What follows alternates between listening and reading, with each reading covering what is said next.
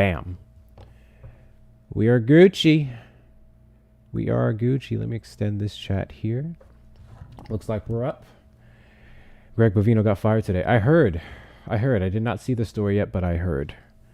Good riddance. Does anyone know what the reason was for? That's what I didn't hear. What was the stated reason for being fired?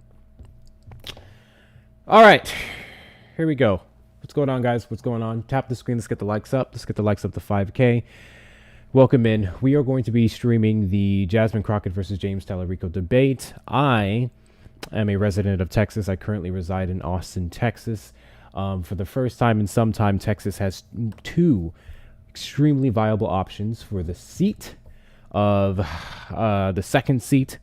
They will be rivaling or trying to take the position of John Cornyn, who's currently headed by Ted Cruz, both mediocre senators for the state, However, unfortunately, Ted Cruz won his in 2024. Cornyn's is up this year, and we have two fantastic contenders for it. So first and foremost, let's get into this. We're going to be streaming this debate. We're going to see who wins, who is able to compile their arguments more precisely, who is able to talk directly to the people. But make no mistake, I'm for the both of them. They're both fantastic. They're both fantastic candidates. Oh, and here comes the racism. That took no time. They're both fantastic candidates. I'm personally leaning towards voting for Crockett, but at the end of the day, I understand Talarico is an amazing speaker. He is a teacher. He is a pastor. He understands how to get down to people, talk to anyone. So does Crockett. But obviously, she's more fierce. She's more of a fighter, and that's why everyone hates her so damn much. The fact that Trump can't keep her name out of his mouth tells me that she's the person who should be in that seat. But at the end of the day, regardless of who wins, guess what? Texas is better off for it. So I have my preferences, and I think that's what this election, the Senate election boils down to. It's just preferences. None is worse than the other. None is better than the other, in my personal opinion.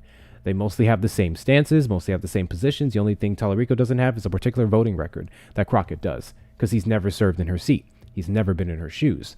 She has the experience, but I don't bank everything on experience. I think experience in some cases can be a crutch versus new, fresh ideas from people who want to overturn or revamp the system, who want to shake things up. So with that being said, those are all the things that Talarico has going for him. Crockett has the record, the experience, the popularity. So there's that. Any cases, we're going to go ahead and get this show started.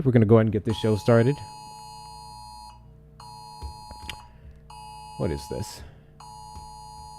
Hold on. I'm getting a whatchamacallit alert. I'm not sure what that was about. I think it was a child something. All right, bam. Perfect. With that being said, I think I have everything up. It looks like I have everything up. Welcome in, Chew. Welcome in. Make sure you guys hit the like button over there. Let's get this show on the road. Alrighty. Amber alert. Yeah. And now we're going to go ahead and get it started. So, guys, knock out this little 1 cent thing here. Continue to tap the screen. Let's get the likes up to 5K and beyond. Share out the live with your friends and family if you haven't already. Send your daily heart me if you haven't. Let's knock out these gift goals. I'm not going to be doing too much talking. We'll pause momentarily just to do some commentary on some of the things that we hear. However, I'm trying to just go straight through it for the most part. Then we'll have a discussion about it at the end. So we see how it goes. Also, I'm not sure what's going on with this new algorithm in the studio, but we'll get it sorted. So be it. Once we knock out this little 1 cent gift goal, I'll continue to set it to some bigger ones, and we'll keep these going. All right. I'm going to go ahead and get this started. The problem with this stream, and I've checked out several of them at this point, is going to seem like it started abruptly. She's just going to immediately start talking, and we can tell we missed something from the beginning. This is the earliest stream that I can find. There's no stream that shows the very beginning, the announcements, the shaking of hands. I cannot find that stream anywhere. So it's going to be somewhat abrupt, but we're very early on in the debate. So let's go ahead and get this thing going here. Make sure the volume is right. Tube, I need you guys to let me know if we're going to have a dual sound issue over there, because I think I didn't mute something, but just keep me posted and let's go. I hate politics, but I stand before you because... That's what I meant. That's literally the start of it. There's nothing before then, unless I guess I was there for the stream, which I was not. That's the start of it. Anyway. I hate politics. But I stand before you because I started my life off as an actual CSR. I worked phones at Western Union. I then went on to work phones for MCI WorldCom. And I know that it was the CWA that actually fought against those systems. You see, we're living in a time in which systems are clearly rigged against us. And I am here to tell you that while the system has been fighting me, I have been fighting them back. So, whether we are talking about as a public defender, as a state representative, or as a U.S. Congresswoman, I am here to fight the system that is holding so many of us down. So when I was a public defender, it came down to those indigent folk, because it seems like some people get a get out of jail free card, while other people who need that card can't seem to find any type of cards. When it came down to being a state representative, I was one of the co-leads to make sure that we fled the state over voting rights, and ultimately, Governor Abbott decided to respond by sending me a warrant for my arrest, which I currently have framed. And finally, as a U.S. Congresswoman, I have fought so diligently, and so many of you are very well aware of those fights. But more importantly, we know that the President of the United States decided that he would then come after our voices, an authentic, unbought, and unbossed voice in D.C. And that's why they started with the redistricting in Texas. Thank you so much. Mr. Talarico, we now go to your opening statement. You have 60 seconds. Well, first, thank you to the AFL-CIO for hosting us. As a proud union member, it's an honor to be here with so many of my union brothers and sisters. I also want to thank Congressman Crockett for being here. Before I was a legislator, I was a public school teacher on the west side of San Antonio, one of the poorest zip codes in the entire state of Texas. On the west side, I learned that the real fight in this country is not left versus right, it's top versus bottom. We will not win this race in November with the same old politics of division. Billionaires want us looking left and right at each other, so we're not looking up at them. We are building a people-powered movement to beat them in November. We've recruited more than 13,000 volunteers. We have traveled to every corner of Texas because we're not writing off any voter or any community, and we have shattered grassroots fundraising records without taking a dime of corporate PAC money. That is how we take power back for working people, and today I'm asking you to join us. Thank you both, and I'm sure you've heard this before. A Democrat has not won a statewide race in 32 years, so electability is important. In the Really quickly, what do we think about their opening statements? I, for one, I'm gonna do a slight nitpick to James Talarico, and I want to be super duper clear. This nitpick of mine is exactly that, a nitpick. I understand exactly why he's doing it. I'm still going to nitpick it. Here it goes. The problem that I have with the not left versus right, it's up versus down rhetoric, is that when we look at what's happening around us, it very much is right. When we see what's happening with ICE, when we look at these threatening shutdowns, when we look at all these crazy bills they're trying to pass, when we look at the defunding, threats to education, all these different things, it's a right issue. If you want to argue left in terms of mediocrity, by all means, but it is very much a right issue. They're the ones perpetuating this, and that's what I like about Jasmine Crockett. She focuses on the administration who's currently in power and what they're doing. But, that's just a nitpick. Guess what? We're in the state of Texas, where Democrats don't seem to give a shit and Republicans are dedicated voters. So you're going to have to appeal to them in a different way than just pointing the finger at the base that they don't like. So Talarico is pretty smart for approaching it from this position. I just want to make that super duper clear. He's not wrong for saying it's not left versus right. He's smart. I just hate it. I just hate it because I'm like, those fuckers are the bad guys. But he's smart. That's all I'm saying. Anyway. Context of electability, style matters. And the next question aims at outlining each of your styles. And we'll start with Ms. Crockett. You have referred to your authenticity as your political superpower. You went viral for your clash with Congresswoman Marjorie Taylor Greene, and you've called Governor Greg Abbott Governor Hot Wheels. In 60 seconds, explain why that is the right style to win a U.S. You didn't have to bring that up. Listen, we are not looking at politics as usual.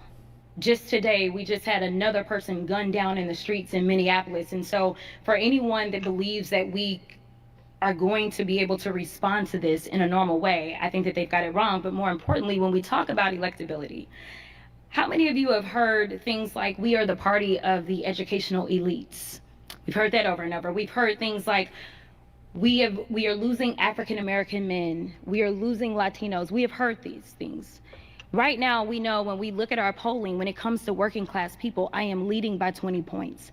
We know that I am leading when it comes to African American men.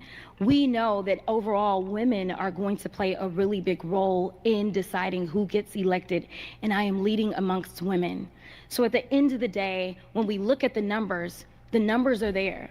This is about whether or not we have the will, and right now, people are not happy with the Democratic Party. I've seen the... I have another nitpick.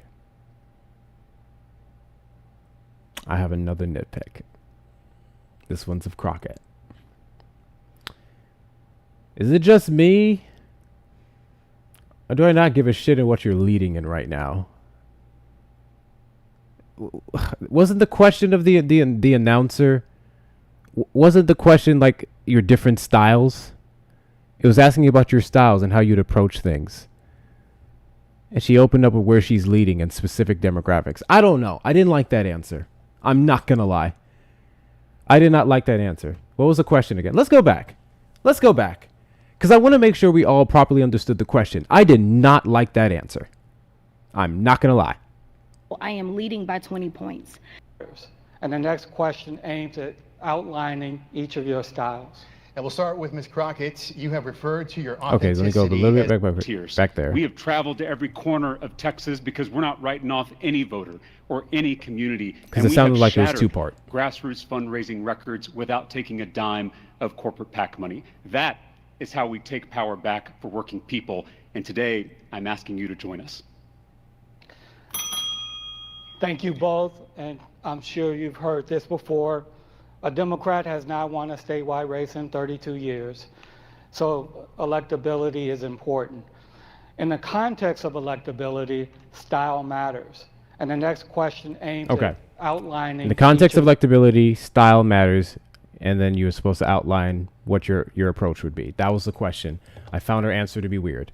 Let's keep going, because she wasn't finished. But just a weird start. At the end of the day, when we look at the numbers are there. This is about whether or not we have the will, and right now, people are not happy with the Democratic Party.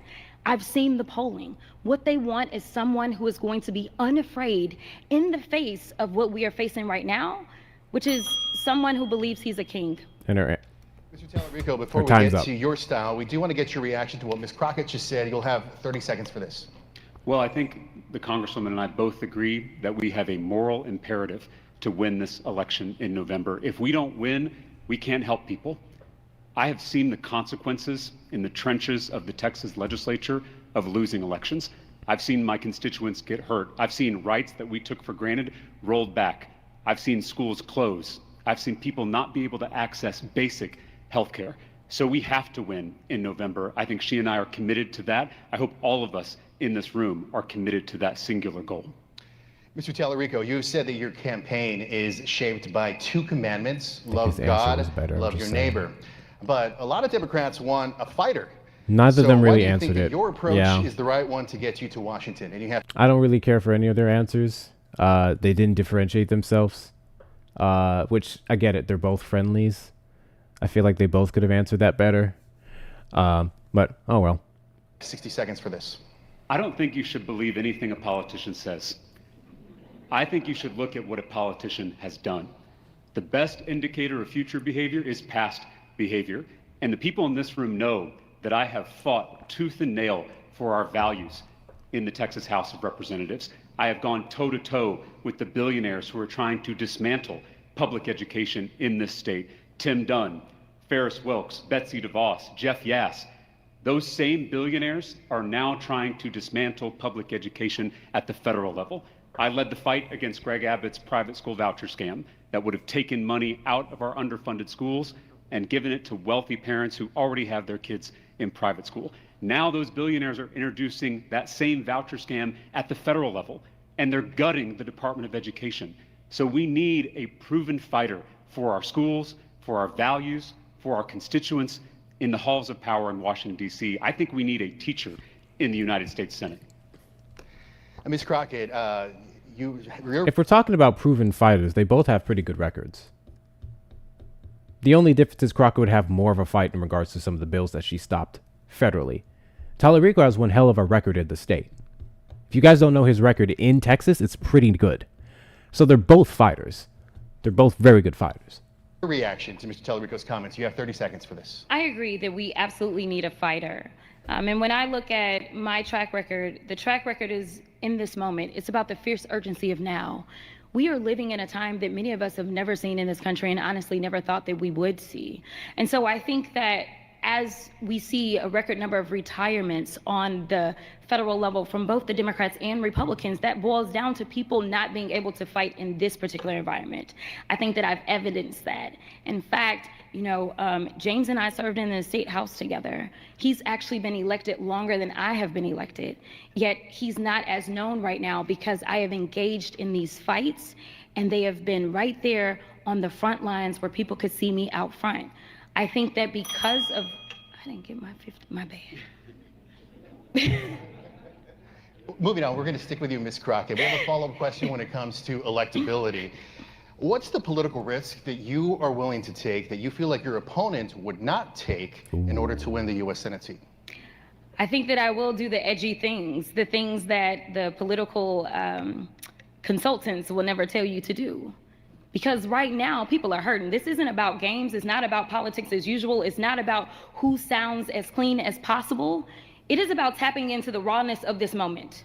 I have been to Minneapolis and heard the stories of the people on the ground as they are being accosted. And obviously, we've got killings that are going on. And now we have the DOJ that has decided that they want to prosecute the wife Why do I of feel Renee like they're Good. both playing it very safe? I have been there in California after David Huerta Or am I of tripping? SEIU had been incarcerated by ICE, and I listened to his story and met with him because we went there. I have been to Chicago. I am here to tell you that I am not just sitting in DC, I am getting out into the streets. And right now, to be perfectly honest, if we're gonna win and keep our country, we're gonna need somebody who can file bills, but also knows how to be a street fighter. And so that is my response. Mr. Talarico, same question, 30 seconds. What's the political risk that you are willing to take that you feel your opponent would not? Thank you, Mel. Here's the risk I'm willing to take. Congresswoman Crockett and I are on the same team. I think we've already seen in this debate that there's going to be a temptation by the media to pit us against each other. But we are all focused on the same goal, which is winning in November and stopping a Senator Ken Paxton. And so I'm thinking just in this debate, you're going to see that Congresswoman Crockett and I agree on a whole lot more than we disagree on. And that unity What do they is a disagree threat on? to the billionaires who want to pit us all against each other and who right now are running this country, running this economy. And we need someone who has stood up to those billionaires. I haven't seen any in our nation's disagreements capital. from them. We want to move to the topic of immigration enforcement now. As many of you know, there was a deadly shooting involving federal immigration officers today in Minneapolis. The House this week approved a spending bill that included funding for ICE. Ms. Crockett, you voted against the bill Thursday.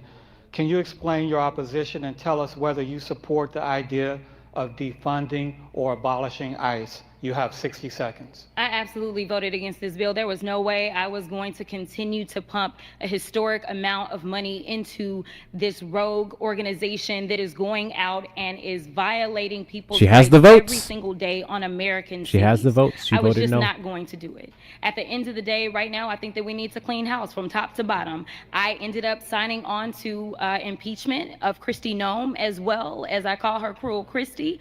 I signed on to that. But I don't even know. Here's my big issue. Right now, we have an administration all throughout that is deciding, yes, these are the laws, but we're just going to ignore them. They are not following the law. So why are we rewarding bad behavior? And that's basically what it is. This is the 5th highest funded military force in the entire world. And what are they doing? They're killing people in the middle of the street. They decided to execute a mother of 3 in broad daylight. I don't understand how we are sitting here and acting like this is normal. The only reason trying to be respectful of the time. I do want to ask you, though, would you support abolishing or defunding ICE? We absolutely have to Crockett. clean house. Whatever that looks like, I am willing to do it. Because if there are truly proud boys that are currently in ICE, that's a problem. All right. Thank you. Mr. Talarico. W. Crockett. How would you vote on ICE funding measures, and do you believe ICE should be abolished or defunded? You have 60 seconds. ICE shot a mother in the face. ICE kidnapped a 5-year-old boy. ICE executed a man in broad daylight on our streets just this morning. It's time to tear down this secret police force and replace it with an agency that actually is going to focus on public safety. We need to impeach Kristi Noem. We need to prosecute agents who've abused their power. We have to haul these masked men before Congress so the world can see their faces. We should be cracking down on the cartels, not our communities. We should be prosecuting gang members, not small business owners. We should be hunting down human traffickers, not moms and babies. We need comprehensive immigration reform in this country. We need to remake this broken immigration system in our own image. And once we win a Senate majority, we will do exactly that. Just to be clear, though, would you, in 10 seconds, abolish or defund ICE? We have seen this historic increase in funding for ICE. That money has come out of our healthcare. So what I would say is that we should take that money back and put it in our communities where it belongs. Staying on the top. Okay. Now that we're done there, when it comes to a specific and direct answer to defunding or abolishing ICE, I would argue Crockett had the better answer. They had to ask Crockett twice, just like they asked Talarico twice, but I personally liked, she said, whatever that looks like, I'm willing to do it. That was her answer. She said, whatever it looks like, I'm willing to do it. Talarico said, we just take the money back that was defunded from healthcare and stuff and given to ICE. We just take it back. So it would sit as it was before, which I guess makes sense. I like Crockett's answer better. But I understand what he's saying, because at the end of the day, this is the part that a lot of people don't understand. ICE isn't going anywhere. Here's the truth. ICE isn't going anywhere. ICE is interior enforcement. There's a reason for it. And we do need ICE. But ICE weaponized under this administration is a serious fucking problem. So on one hand, I can say that Talarico's answer was good in terms of, like, we're not giving them money to do the stuff that they're doing. Let's take that money back, put it into all the things that matter. But whereas Crockett is more so going to go after ICE. That's what I took from both answers. Y'all tell me if you think that's a good assessment. That's what I took from their answers. One's like, hey, whatever we got to do to stop ICE, we'll do it. And then one was like, we're just going to take money from them, which is defunding. Or taking money. I don't know if it's considered defunding if it's going to return it back to normal, to be fair. I mean, listen, honestly, with several of their answers, I don't fucking care for. You know me. I do not like politician talk. I think they could answer every fucking thing better. But based off of what we have, that's my assessments. Anyway, guys, continue to tap the screen. Let's get the likes up to 25K. Likes up to 25K. Make sure you're sending your daily heart me's. Knock out these little finger goals. If you're not following me, hit that follow button in the top left corner. We are live every Saturday at 3 p.m. CST and randomly throughout the week. Thank you so much, Mel, for the league countdowns. I appreciate you. But make sure you guys are doing the things. And the best ways to support the platform is going to be the links in the bio, whether it's following me on the other social media platforms, joining the Discord, getting you some merchandise off the shop, or donating to the links in the bio, Cash App, PayPal, and Venmo. You may do so via those links in the bio. Let's keep this going. Topic of ICE. With a follow-up question, Mr. Talarico, you'll have 30 seconds for this. One comment that you have made is that ICE should crack down on cartels. So what does cracking down on cartels look like to you?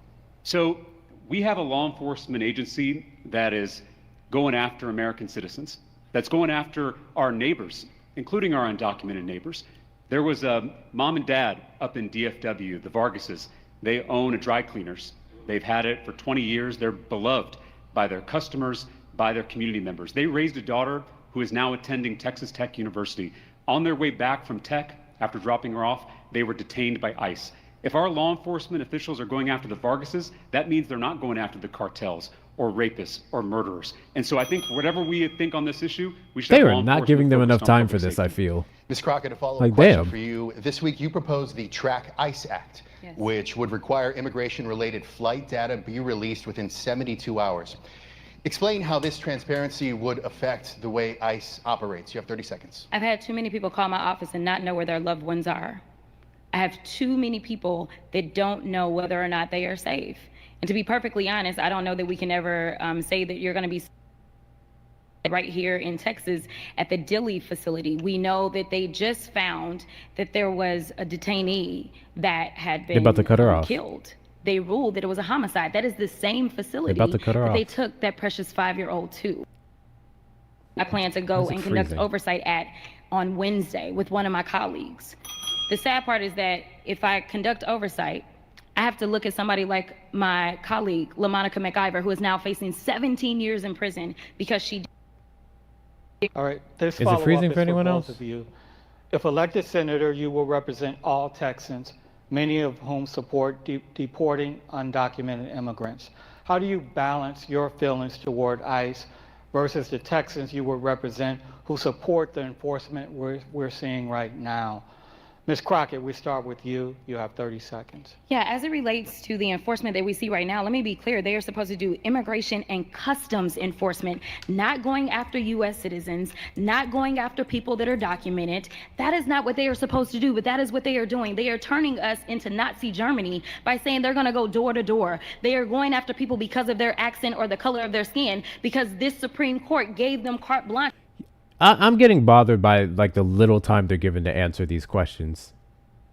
Granted, this debate is in total 59 minutes, which I thought was a little short. I just feel like it's weird to only give them 30 seconds. Like 60 seconds at least. 30 freaking seconds is kind of crazy. Like it's kind of crazy. And they're both one of those people who are going to kind of speak and preach.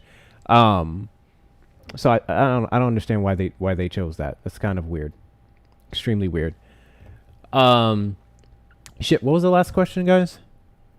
What was the last question that they were answering?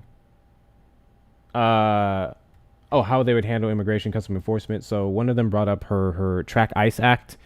Personally, I don't think it goes far enough. Like having flight data is cool. I would have more so liked something like them wearing body cam, like mandated. I would have liked something mandating them to mask off. That would have been super fucking important. They can't be vigilantes running around the city anymore. Like, yay, they're going to scoop people up and now we can track the planes. I think I wanted more from that bill. I'm not going to lie.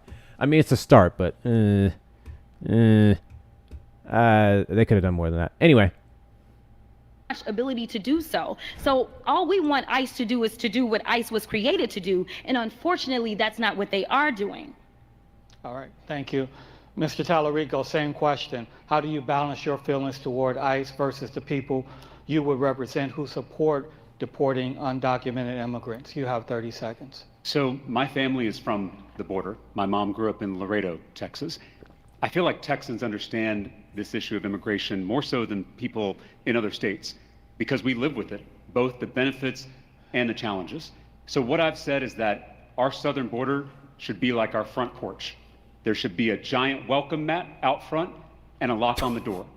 We can welcome immigrants who want to live the American dream. We can build a pathway to citizenship for those neighbors who have been here, making us richer and stronger, and we can keep out people who mean to do us harm. I like his answer. This debate is being hosted by the Texas AFL-CIO, I like his answer. and some of their union members have some pre-recorded questions for the candidates. We start with one from Calvin Mackey, first business agent for International Longshoremen's Association, Local 24 in Houston. Here's the question. As a longshoreman, I've seen firsthand how artificial intelligence and automation driven by corporate interests has resulted in job losses.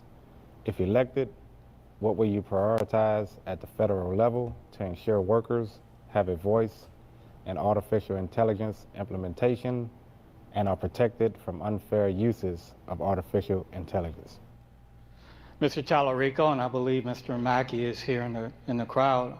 How would you prioritize the federal level to ensure workers have a voice in AI implementation and are protected from unfair uses of AI? You have 60 seconds. Well, when I was a public school teacher, I was a member of my local teachers union, the San Antonio Alliance. Shout out to the Alliance. And now that I'm a state lawmaker, I'm a proud member of the Texas State Employees Union. And I'm proud to say that in the Texas legislature, I have a 100% pro-worker voting record from the AFL-CIO. You've had my back when I was a worker in the classroom, and I've had your back as a legislator. And that includes when it comes to AI. In the US Senate, we have to have a senator who's going to take on this problem, who's going to stop AI surveillance in the workplace, who's going to make sure that AI is not making hiring or promotion decisions, that there's a human check on those decisions, and ensuring that AI is improving jobs, not replacing them. This scale of innovation we have not seen in this country. And right now it's being done in purely private hands by a handful of billionaires for their own profit. We need the public sector, we need the US Senate to get in this fight, to develop a regulatory framework that will protect workers during this new AI era. Thank you. Ms. Crockett, same question. What would you prioritize at the federal level to ensure workers have a voice in AI implementation and are protected from unfair uses of AI? You have 60 seconds. Thank you so much. So I currently serve in the AI caucus, and so we've been talking about a lot of things. In fact, there's a bill specifically as it relates to AI, not on the job side of it, that AOC has recently introduced, and this is around some of the dangers of AI. I think that number one, we have to confront the dangers and make sure that there are real parameters and limitations on it just from a general standpoint. Number two, as we look to our communities, we are going to absolutely have to protect our communities from these AI data centers that are being built everywhere, and we can go into that a little bit later, I'm sure, as we talk about some environmental stuff. And number three, as it relates to innovation, we have a Department of Education in which they are trying to basically defund at this moment. They are trying to limit our ability to get the skills and training that we need. And so we've got to make sure that we stay ahead of the curve and not behind the curve. Listen, we're standing in Austin right now. This is where CHIPS began. Wait, my predecessor actually this was in the Austin? one that did the CHIPS and Science Act, and so we know that there is a place for workers for sure when it comes to I would have won if I knew if it was here. The idea that you can What only the have one fuck? or the other is wrong, and so we have to make sure that we are protecting workers every step of the way to make sure that they are not being replaced by automation. Ms. Crockett, let's stick with you. Also, just double checked it here. Yeah, she very much does serve on the AI caucus. Oh, W. Crockett. So see, this is where that record comes into play, right? Talarico can get up there and do some things. She already is. She already is. Yes, her answer was much better. I agree. I 6,000% agree. Well, let's talk about the data centers. Then this follow-up question. Texas is becoming a hub for AI data centers, which can drive up water demand and utility bills. So how do you ensure the Texans get the benefits of AI without paying higher costs for water and electricity? You have 30 seconds for this. Yeah, it's not even just the higher costs. Those are actual issues that we're going to have to deal with. But it's also the supply. Right now, we're dealing with the fact that there's a winter storm right here in the state of Texas. We don't know if our grid is going to hold up, and we're talking about these data centers that are actually pulling on us even more. So what we've got to do is, again, make sure that we put a framework around these, but we also have to work not just on the federal level, we have to work at every single level of government with our state and our city and our county levels, because we're going to need some zoning put into place. We're going to make sure, right now, I'm working with one of my cities on a similar issue. We have to make sure that we protect the people that live in these communities first from these dangers. The final point that I'll make about the water, it's not just that they're taking our water, it's that they're polluting our water. Damn good Mr. answer. Talarico, 30 seconds for Damn the good follow-up answer. question. How do you ensure the Texans get the benefits of artificial intelligence Come on, without Talarico. paying higher costs You got it, for white boy. electricity and water? I mentioned in my opening statement that I've traveled every corner of this state. I was up in Amarillo, Texas, for a town hall, and I stayed to the very end, meeting with every single member of the community. I can't tell you how many times I heard about the data center being built in Amarillo, and it was done without the consent of the community. And so in the US Senate, I will fight to make sure that these AI companies pay for their own energy and they don't pass it along to consumers. And I'll make sure that we work on sustainable water infrastructure, because Texas is running out of water and these data centers are exacerbating that problem. And so we should tax these companies, we should tax these technologies to pay for that kind of infrastructure. Let's go ahead and switch topics now. In our I polling, like his answer. I Texans, like Crockett's better. many people across the country say that the economy is their #1 concern. So with that in mind, we would like to ask your position on a few economic issues. Mr. Talarico, are you in favor of increasing taxes on billionaires? Absolutely. So is there an income level you would consider raising taxes to pay for needed services? You have I absolutely 60 think seconds. that I absolutely think that billionaires need to pay their fair share in taxes. Right now, 3 men own as much wealth as the entire middle class: Elon Musk, Mark Zuckerberg, and Jeff Bezos. Elon Musk is about to become the world's first trillionaire. He's about to make more money than every single elementary school teacher in America combined. Do He's we not really answering think directly. that one man is worth Crockett more probably than won't every either. elementary school teacher? These With the income billionaires limit. aren't just buying yachts and jets. They are buying power. Our schools are being defunded so billionaires can get another tax break. Our healthcare premiums are going through the roof so billionaires can get another tax break. Our Social Security benefits, our Medicare benefits are constantly under threat so billionaires can get yet another tax break. So we need a U.S. Senator, we need a Senate majority that's going to fight to make sure these billionaires pay their fair share, and also raise the corporate tax rate to make sure these giant corporations are paying their fair share as well. So is there an income level that you would consider like, in 2017? I am very open to this discussion, but what I will not compromise on is making sure that these billionaires pay for all that they've There you go and gotten from answer this the country. question directly. They have benefited from our infrastructure. They've benefited right. from our schools. They've benefited Preaching, from our just workers. preaching, bro. And now they're not putting anything. We want to know, is it 1 million, 5 million, 10 million? Ms. Crockett, same question. Are you in favor of increasing taxes on billionaires? And if so, at what income level? You have 60 seconds. Absolutely. We absolutely need to increase the tax rate. And frankly, I voted against the big ugly bill, specifically because it was all about giving these extraordinary tax breaks while at the same time defunding Medicaid and Medicare to the tune of almost $1 trillion that has been pulled out of the healthcare ecosystem. And even when they pulled that money out of the healthcare ecosystem, unfortunately, it still was not enough to satisfy all the goodies that they gave over to the billionaires. So do we have a framework of how to do this? We absolutely do. The last time that we balanced the budget was when Clinton was in office. And so I think that we need to just go ahead and do what we know works. We need to go back to the tax rates that were in place when Clinton was in office, and we were able to balance our budget while also being able to have people that had access to food, access to education, and access to health care. All right, thank you. They're not going to say the limit. A follow-up on the economy now. Affordability is another big concern. Ms. Crockett, in 30 seconds, what is one policy that you would prioritize to bring down costs for Texans? If I had to go with just one, Really quickly, I understand why they both wouldn't give a specific number. If they gave a specific number, then that would be targeting a specific group of people in that income bracket, and then that you can lose their vote. So that's why they're focusing on the billionaires.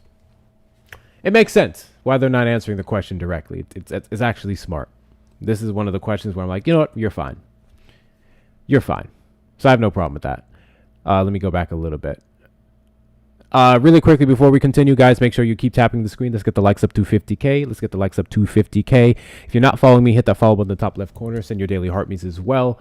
We are currently about 24 minutes in to the Jasmine Crockett versus James Talarico debate, and it's totaling 59. So we have 35 more minutes to go. So make sure you're tapping the screen. Let's knock out these little finger heart goals here. Obviously, you guys know about all the good things with the links in the bio, so keep doing them. All right. Let me go back. Keep it on. In 30 seconds, what is one policy that you would prioritize to bring down costs for Texans? if I had to go with just one, it would be tariffs. And we have to roll back these tariffs. Right now, we know that our farmers and ranchers are filing record-breaking bankruptcies in this moment because of the trade policies. We know that when we look at the Port of Houston, that is presenting a problem for them. We know that Texas is actually the top exporting state in the entire country. We also know that our small businesses are shuttering their doors, as well as even some of these larger corporations that are employing a lot of folk that are sitting here specifically because of the tariffs. I was just in Amarillo with Tyson workers right now, and right now they are shutting a plant, or they are actually relieving 1,700 people of their jobs because of these tariffs, in which we don't have our ranchers being satisfied. All right. You Thank you. Mr. Talarico, a follow-up for you. Would you support a universal basic income for all Americans? You have 30 seconds. I'm very encouraged. Wait. Of universal. Did they ask Crockett about universal basic income? Did I miss something? Crockett was asked what is one policy she would do to bring down the cost of goods for Americans. And with him, they went straight into universal. That was kind of fucking weird. That was kind of weird. Interesting. Interesting. Universal basic incomes. I was born to a single mom. Let me go back. who worked Overtime. My fault. Thank you. Mr. Talarico, a follow-up for you. Would you support a universal basic income for all Americans? You have 30 seconds. I'm very encouraged by some of the results from pilot programs of universal basic incomes. I was born to a single mom who worked overtime at a hotel to provide for me. I was a teacher who was underworked, or overworked, I should say, and underpaid. And I know what it means to carry the weight of student debt and medical debt. It's why I have fought so hard in the Texas legislature to take on special interests and lower costs. Again, back to my point, look at our records. I've passed bills to lower the cost of prescription drugs. I've passed bills to lower the cost of childcare. I've passed bills to lower the cost of housing. That's what we need to do at the federal level in the U.S. Senate. Ms. Crockett, same question for you. Would you support a universal basic income for all Americans? You have 30 seconds. So again, there's plenty of studies that are still out there, but right now I'm a proud co-sponsor of raising the wage. At the end of the day, the one thing that I hear from most people is that they are frustrated because all of their costs are going up, but their wages are going nowhere. And so I think that if we address that first and foremost, I think that a lot of the inequities and a lot of the harm that is being inflicted on Texans and frankly everyone in this country, they would start to feel some relief. At the same time that all costs are going up, wages are stagnant, and we know that the corporate bosses are experiencing record bonuses that they are being paid by their corporations. Before we move on, let me go back. So, none of them answered the question, but I like Crockett's answer better. And this goes back to the experience. This goes back to her field and what she does and knows is possible, or at least would work best for advertising to Texas and then abroad. Talarico said, I like some of the early results of universal basic income, then went on to talk about how he wants things to be more affordable.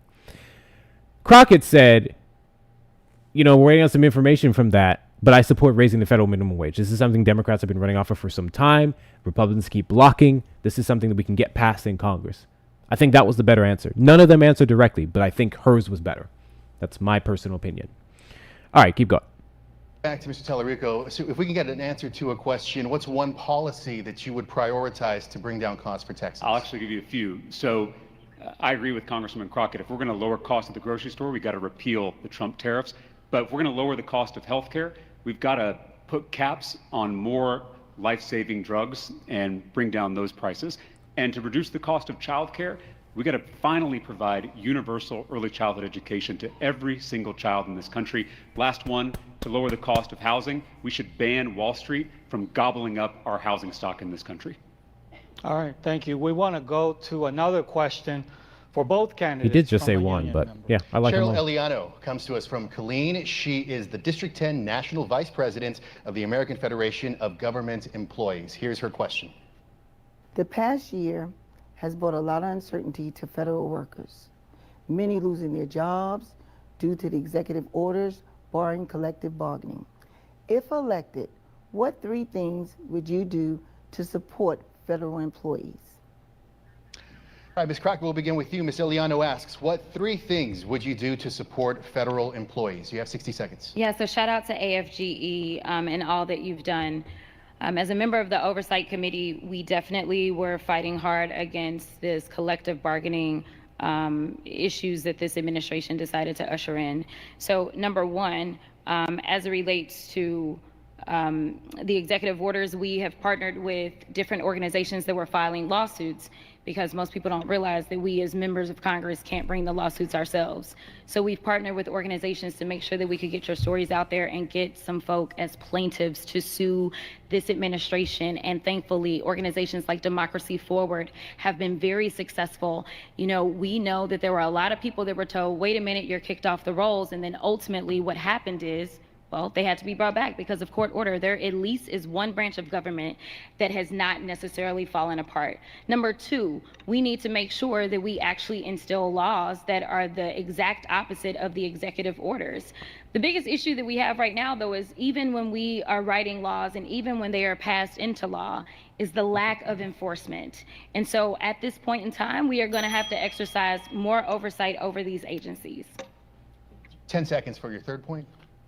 The third point, we are going to have to exercise oversight over these agencies, as well as make sure that we just empower our unions, because union busing has been another one of those agenda items for them. And so the more powerful our unions are, the better that the unions can fight for the actual workers. Ms. Crockett, thank you very much. Mr. Talarico, same question for Ms. Eliano. What are the 3 things that you would do to support federal employees? You have 60 seconds. Yeah, and we shouldn't call them federal employees. We should call them what they are, which are public servants. They are signing up to do difficult jobs serving this country. And instead of disrespecting that service, we should honor it. So the 3 things I would do is 1, reverse all of the DOGE cuts and reinstate those employees. 2, make sure that we're raising their wages so they're paid what they're worth. And then 3, make sure that we protect their right to organize and right to collective bargain. And this, I think, is so critical, because I like we're this not answer going to better. recruit the next generation to enter into these public service roles with this kind of disrespect. And we're seeing it all across the federal government. It has to end. The only way to do that, though, is to win in November and have a Senate majority that will finally hold this executive branch accountable. Mr. Talarico, thank you very much. I like this answer better. I think he more specifically addressed federal workers. Really good that he leaned into the ones who were fired, the departments that were closed, some of them regulatory, so on and so forth. I really like that he's told them, hey, we're going to try to get your jobs back. You were doing good work. You matter. We're going to get your jobs back. I like it that he opened with that. That was good. Crockett did fine. I just like his answers better. Very much. We want to switch now to another topic, raising concern for Texans. You all have already touched on it, but let's go ahead and go in depth on skyrocketing healthcare costs. What do you see as a fix or an alternative to the Affordable Care Act? Mr. Talarico, you have 60 seconds. Well, I believe healthcare is a human right that shouldn't depend on how much money you make or what zip code you're born into. This is personal for me. I was 28 when I was diagnosed with type 1 diabetes. My first 30-day supply of insulin cost me $684. I couldn't afford that, so I put it on a credit card. That's because Big Pharma has a chokehold on the healthcare system in this country. They have a monopoly on the insulin market. So when I got elected, I took on Big Pharma and their lobbyists, and we passed a $25 insulin copay cap. And then I passed a Bernie Sanders idea through the Texas legislature to import cheaper prescription drugs from Canada right here into Texas. Thank God That's for the the kind gifts. of bold leadership we need at the federal level. We have to reverse all the cuts made to the Affordable Care Act, and we have to allow every Texan and every American the chance to join Medicare. I think universal coverage should be a non-negotiable in the wealthiest country in human history. Ms. Crockett, same question. What do you see as a fix or alternative to the Affordable Care Act? You have 60 seconds. Yeah, so I am a proud sponsor of Medicare for All. I signed on to Medicare for All my first term. I'm currently a She did. sponsor of it. I also signed on to a bill that Lloyd Doggett has. It's called the Care Now Act. And what this would do is force a state like Texas to end up expanding Medicaid. We know that in the state of Texas, we lead in uninsured in this country with over 5 million uninsured. What we've not talked about enough is how many Texans are actually on the Affordable Care Act and how they are impacted by these tax subsidies that were rolled back or allowed to expire in January. I was proud to say that while the Democrats are in the minority, we were able to go ahead and force through a vote in the House on extending those tax subsidies for 3 years. But that's basically a Band-Aid. And frankly, we were able to get that out of the House, but we are still waiting on the Senate to act. I think that this is about making sure that people understand that they want us to be pitted against one another. They want us to believe that there's not enough money to do it all. But the reality is that our budget is about our priorities. We have a multi-trillion-dollar budget. And so if we truly believe that everyone should have access to health care, we can make that a reality with bold leadership. I liked her answer better. All right, we want to hear from another union member who has a question. A, she already does have the record for Medicare for All. She's voted on it or sponsored it several times. And then she's like, okay, here's what I'm going to do here in Texas because we're nowhere near Medicare for All. I really liked her answer. Super duper liked her answer. I loved James Talarico's answer, but I really liked her answer. Spoke directly to Texans. That was good. Right. Question for the candidates. Trevor Haas is based in Dallas. He is the District 2 board member of the Texas State Association of Letter Carriers with the National Association of Letter Carriers. Here's his question.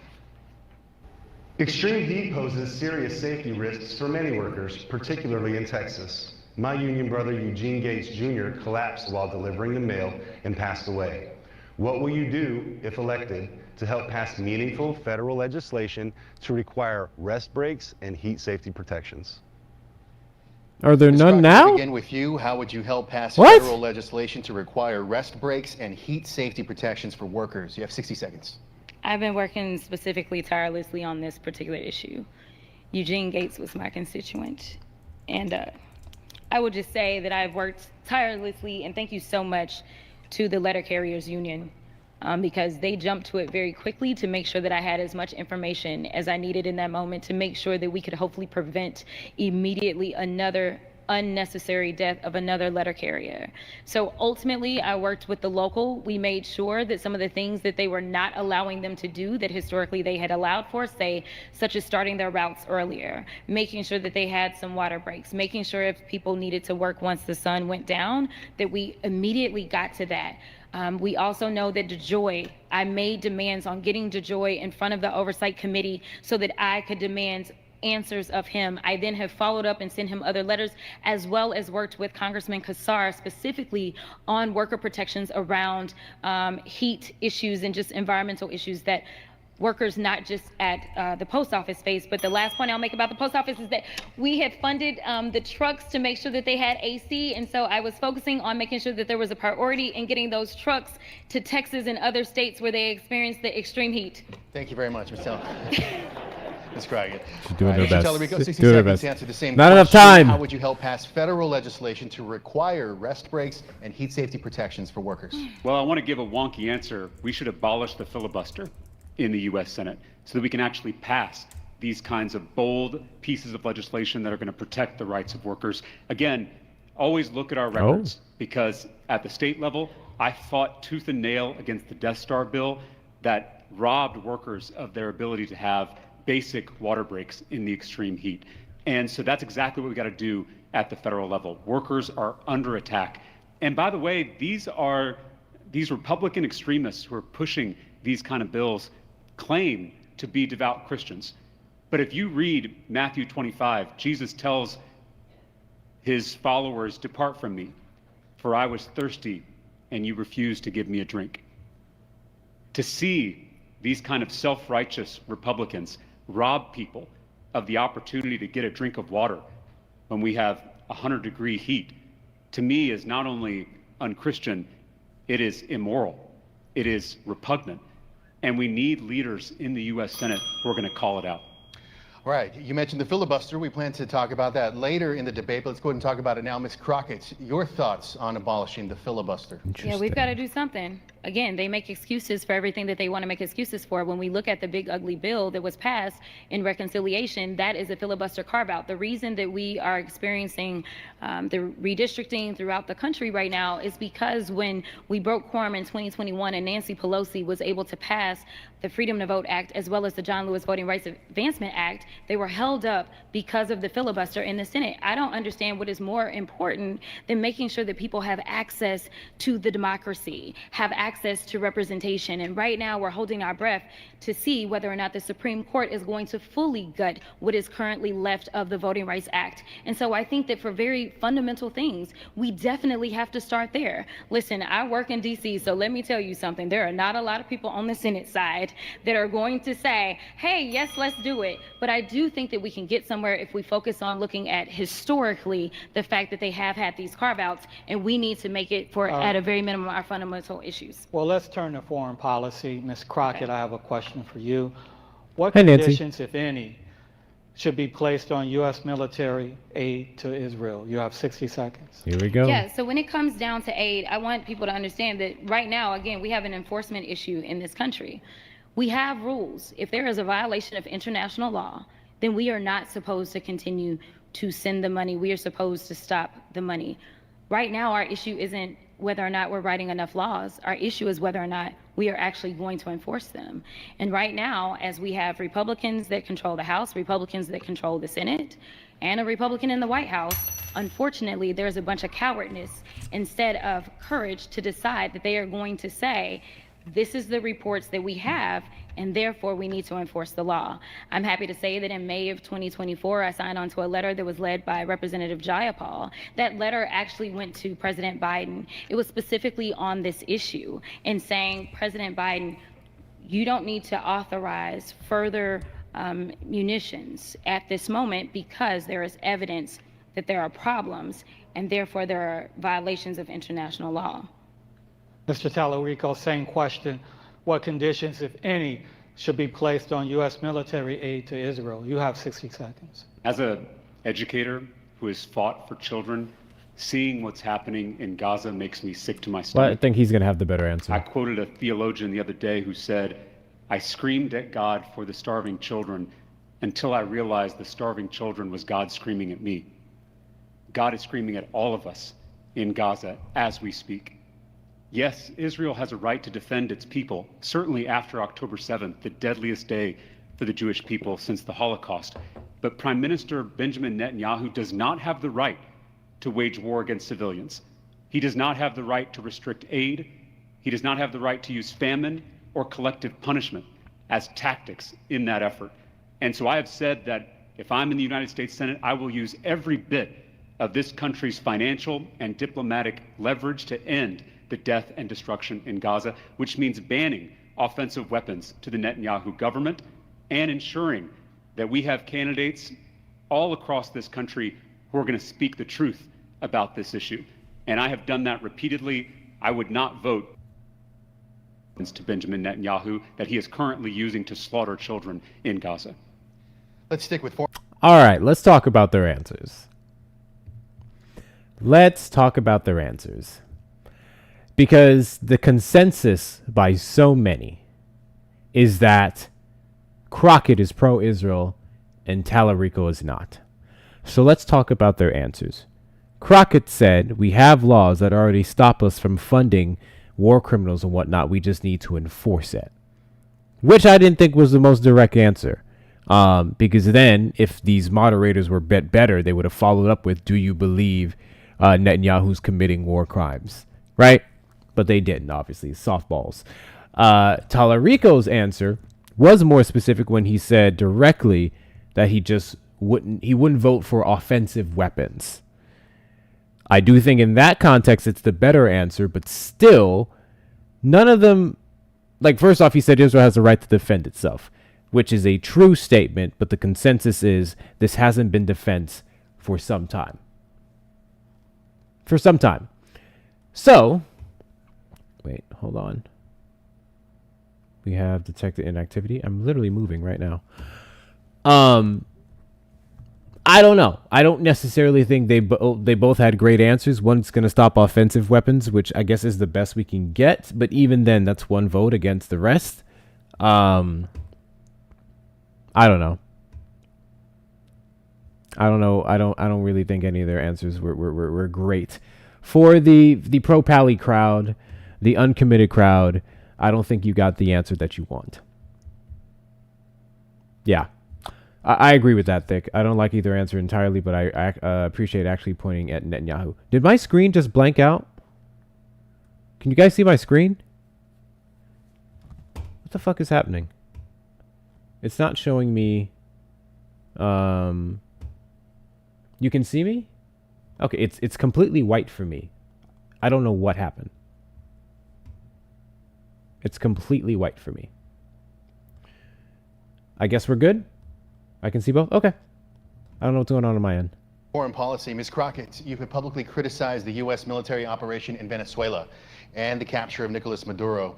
In 30 seconds, do you think the president needs congressional approval before taking military action against a foreign country? Absolutely. We had a briefing on this issue. I was not satisfied with that briefing.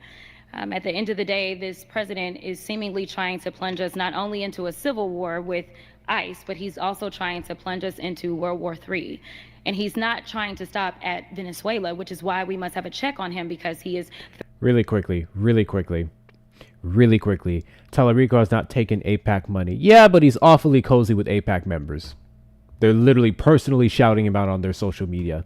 And he's indirectly taking money from AIPAC funders through other groups. So, if we're going to keep it fucking consistent, there's that. Alright, I'm so sick and tired of the AIPAC shit, which some of y'all, I'm not going to lie. Threatening Greenland. He has decided that he wanted to threaten Cuba, and he's talking about going after Mexico, which happens to be our largest trade partner. He is consistent. We don't stop him. I am afraid about how many other folk are going to be trying to come after us. We have to stop him in this moment. All right, Mr. Talarico, you've also criticized the current administration's military action in Venezuela. 30 seconds for the same question. Do you think the president needs congressional approval before taking military action against a foreign country? Absolutely. We have to confront this new American imperialism seeking to colonize Venezuela and Greenland. And I said in the beginning of this debate that I don't see politics as left versus right. I see it as top versus bottom. This intervention in Venezuela is not only reckless, it is deeply corrupt. Trump promised the biggest oil executives in this country a, quote, great deal if they gave him $1 billion for his reelection campaign. And then he turned around and gave them a gift. He gave them the nation of Venezuela, home to the largest oil reserves in the world. So we have to call out this kind of corruption. Billionaires don't just run our economy. They don't just run our government. Now they run our foreign policy. Shit. We need a senator who's going to stand up to those billionaires in Washington, D.C. Staying with you, Mr. Talarico, with regard to Iran now, if military action is taken without congressional approval when it comes to Iran, how should the Senate hold the administration accountable? You have 60 seconds for this. Hold on a second. I literally can't. Am I still on screen, guys? Because I can't open up Studio. Am I still on screen? Yes? I can't open up Studio. All right. Right now, we have a Senate that is not holding the executive branch accountable. We don't have checks and balances in our government. W. Erica Raiders. And that has to W. end, Erica Raiders. because, as we've seen, the administration is not going to come to Congress for congressional approval for military action, a blatant violation of our laws, of our Constitution. And we can have discussions about how to respond in Iran, where we have seen so many innocent civilians, protesters murdered on their streets. We're also seeing that in Minnesota as we speak. And so that conversation needs to be had out in public, and it needs to be a decision made by the people's representatives, not a rogue administrative state. All right, same question for you, Ms. Crockett. You'll also have 60 seconds with regards to Iran. If military action is taken without congressional approval, how should the Senate hold the administration accountable? Yeah, so, you know, for 2 seconds, I had a glimmer of hope when it came to the Senate as it relates to Venezuela specifically, because there was a war powers resolution that they put on the floor, and we had the votes. There were Republicans that said this is wrong after all the briefings. They understood that to allow for this permission structure would only allow for him to do the things that he's been doing now, which is to continue. Hold on, someone let him know CTRL Alt Del and hard restart Studio. It'll keep the live going. Will it? Because I don't want to press it and then it's going to fuck up the whole thing. Because like literally I can't open up. I can't control anything. Give me a second. Let's try it. 1 second, y'all. Technical difficulties. Technical difficulties. Like it's not. It's just a tab. It's just a tab. I can't do anything else.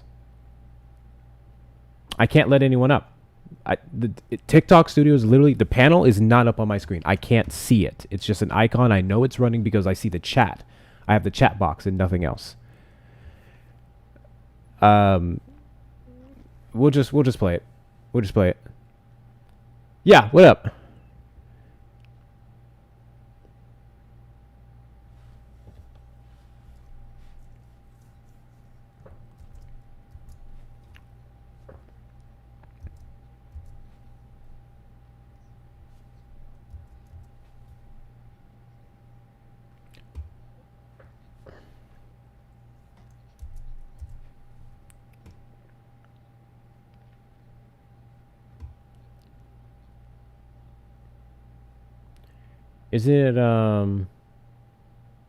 Isn't it different on Mac? Because I'm on Mac.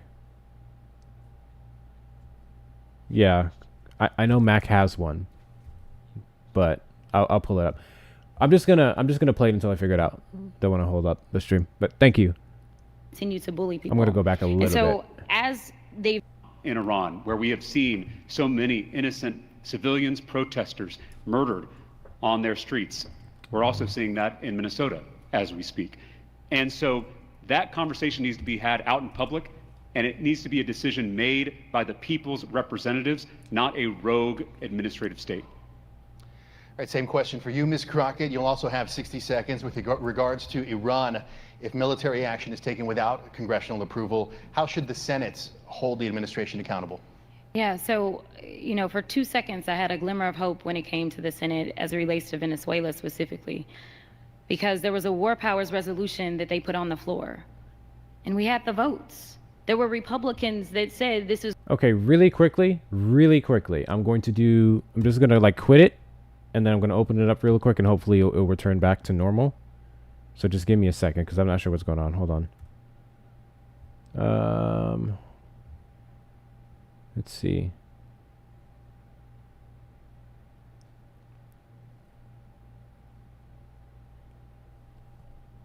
What the fuck? Like completely logged me out. 1@gmail.com. Password. Let's see.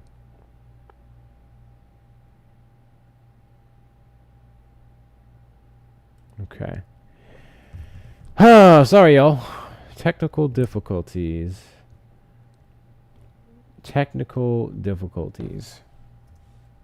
Like it literally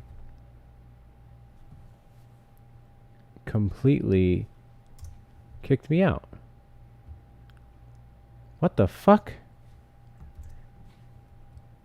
Bruh. It completely logged me out of studio.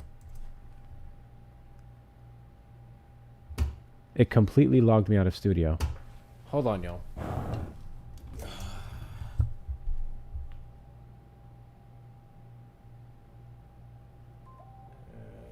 see. Gotta get this working. Come on. Log me in. Okay.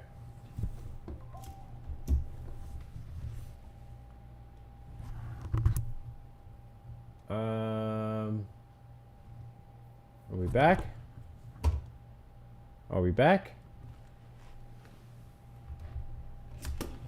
Let's see. Are we back?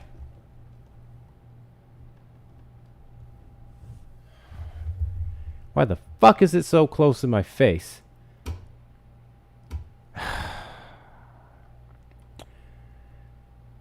Why is my face so close?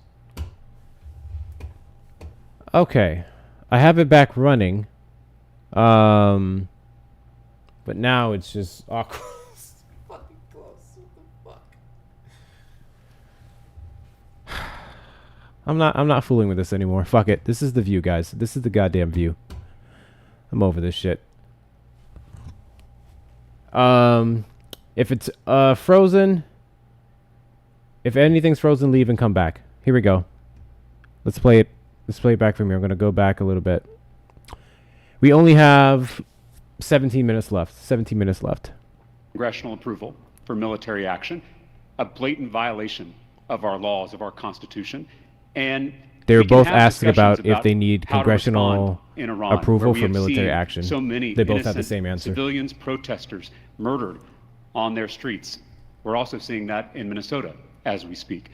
And so that conversation needs to be had out in public, and it needs to be a decision made by the people's representatives, not a rogue administrative state. All right, same question for you, Ms. Crockett. You'll also have 60 seconds with regards to Iran. If military action is taken without congressional approval, how should the Senate hold the administration accountable? Yeah, so, for 2 seconds, I had a glimmer of hope when it came to the Senate as it relates to Venezuela specifically, because there was a war powers resolution that they put on the floor, and we had the votes. There were Republicans that said this is wrong after all the briefings. They understood that to allow for this permission structure would only allow for him to do the things that he's been doing now, which is to continue to bully people.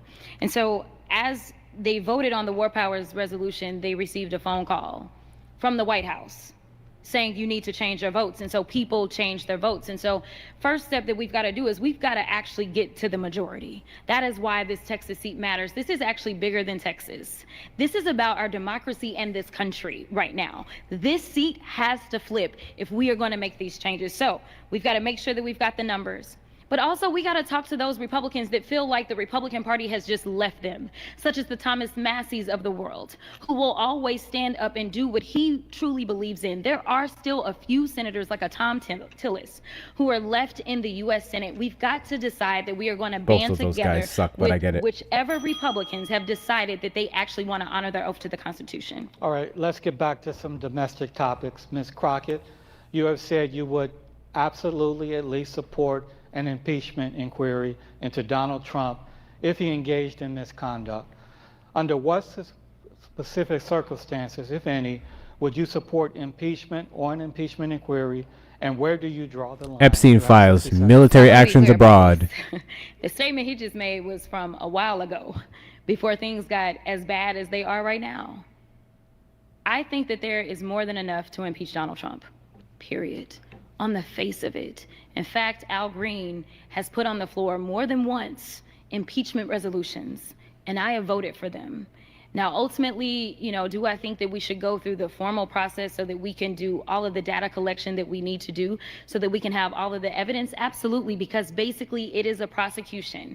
And so we need to make sure that people are actually honoring those subpoenas. We need to get all of the information. And so I think that we should start at an impeachment inquiry. We should go and get all of the information. We should allow the American people to hear and see that information, call their representatives, urge them to make the votes, and then ultimately, if we feel like there is enough evidence that has been presented in committee, which it most likely would be judiciary where I currently serve, then we take that vote. We take it to the entire House floor. Now, there are those that say there is no point because we impeached him twice and then he ultimately did not get convicted. Is that where you're going? Ms. Crockett, but name one thing specifically that he should be impeached for. Is that what you're trying to do? I think that he should be impeached as it relates to his unlawful use of the tariffs. That's a very easy one. He doesn't have the legal authority to do it. He, everything else as it relates to his legal authority, I think the courts have stopped him, whether we're talking about birthright citizenship and some others, but the courts have not yet just weighed reset all of in my alerts. specifically on the impeachments. The tariffs. All right. Mr. Talarico, while you have been critical of Donald Trump, you have not publicly called for impeachment. If elected to the Senate, under what specific circumstances, if any, would you support impeachment or an impeachment inquiry? And where do you draw the line? You have 60 seconds. I think the administration has certainly committed impeachable offenses, particularly when it comes to using their public roles to enrich themselves. I will conduct myself in any impeachment proceedings in the United States Senate, just as I did in the Texas legislature when impeachment charges were brought against our corrupt Attorney General. I evaluated all the evidence. I said it was the most serious vote I ever casted because I was removing a duly elected public official from office. The person who I voted to impeach is now running for this Senate seat on the other side of the aisle. And it should underscore the importance of stopping a Senator Ken Paxton, maybe the most corrupt politician in America, and that's saying something. So to answer your question, Gromer, people can look at how I conducted myself in those impeachment proceedings. I will pore through the evidence. I will treat it with the utmost seriousness, and I will vote my conscience, and I will do my duty. And I believe I heard you say something about enriching himself financially, but be specific. What's one thing you would vote to impeach? Gromer, I'm not going to articulate articles of impeachment here at a political debate, but if those charges are brought in the U.S. House and they come before the U.S. Senate, I will carefully evaluate them, I will weigh the evidence, and I will do my duty as a U.S. Senator. I didn't like his answer. Before I explain why, a quick little PSA, because we have about, 11 minutes left in the debate. So, guys, hit that follow button if you're not following me in the top left corner. We are live every Saturday at 3 p.m. CST and randomly throughout the week. After you do so, consider becoming a team member, a fan club member. Thank you, Erica, for the galaxy. Thank you for the 2 galaxies. Consider becoming a team member, fan club member. Send your daily heartbeats if you haven't already. Those of you are already, make sure you're not grayed out in the chat. Share out the live with your friends and family. Couple minutes left, but fuck it. Make sure we're sharing out the live, repost, adding it to your story. Let's knock out the little gift goal here. We do have a couple of these journeys. 76 more of these journeys to go, so let's knock that out. Also, there's going to be the links in the bio, and it's going to take you to a few different things. One is going to be my other social media platforms, the Gram, the Tube, which we're currently dual streaming on right now. Then there's also going to be the shop where you can get yourself some merchandise. If it wasn't so fucking zoomed in, I'd show you a piece, but it's behind me on my mannequin from one of the 3 collections that we have available in the shop, not only in the link, but on the TikTok shop. Then finally, you're going to have the Cash App, PayPal, and Venmo. Those of you who want to support the platform that way, you may donate through the links in the bio. If you're over on the Tube side, you may send a super chat or a super sticker. Those of you on the Tube side, make sure you hit that like button and subscribe. Make sure you do both of those. Appreciate every last one of you for all the things. Make sure we're taking care of Erica while she's here, and let's get back into it. So the reason why I don't like his fucking answer is that Crockett was pretty specific. Oh,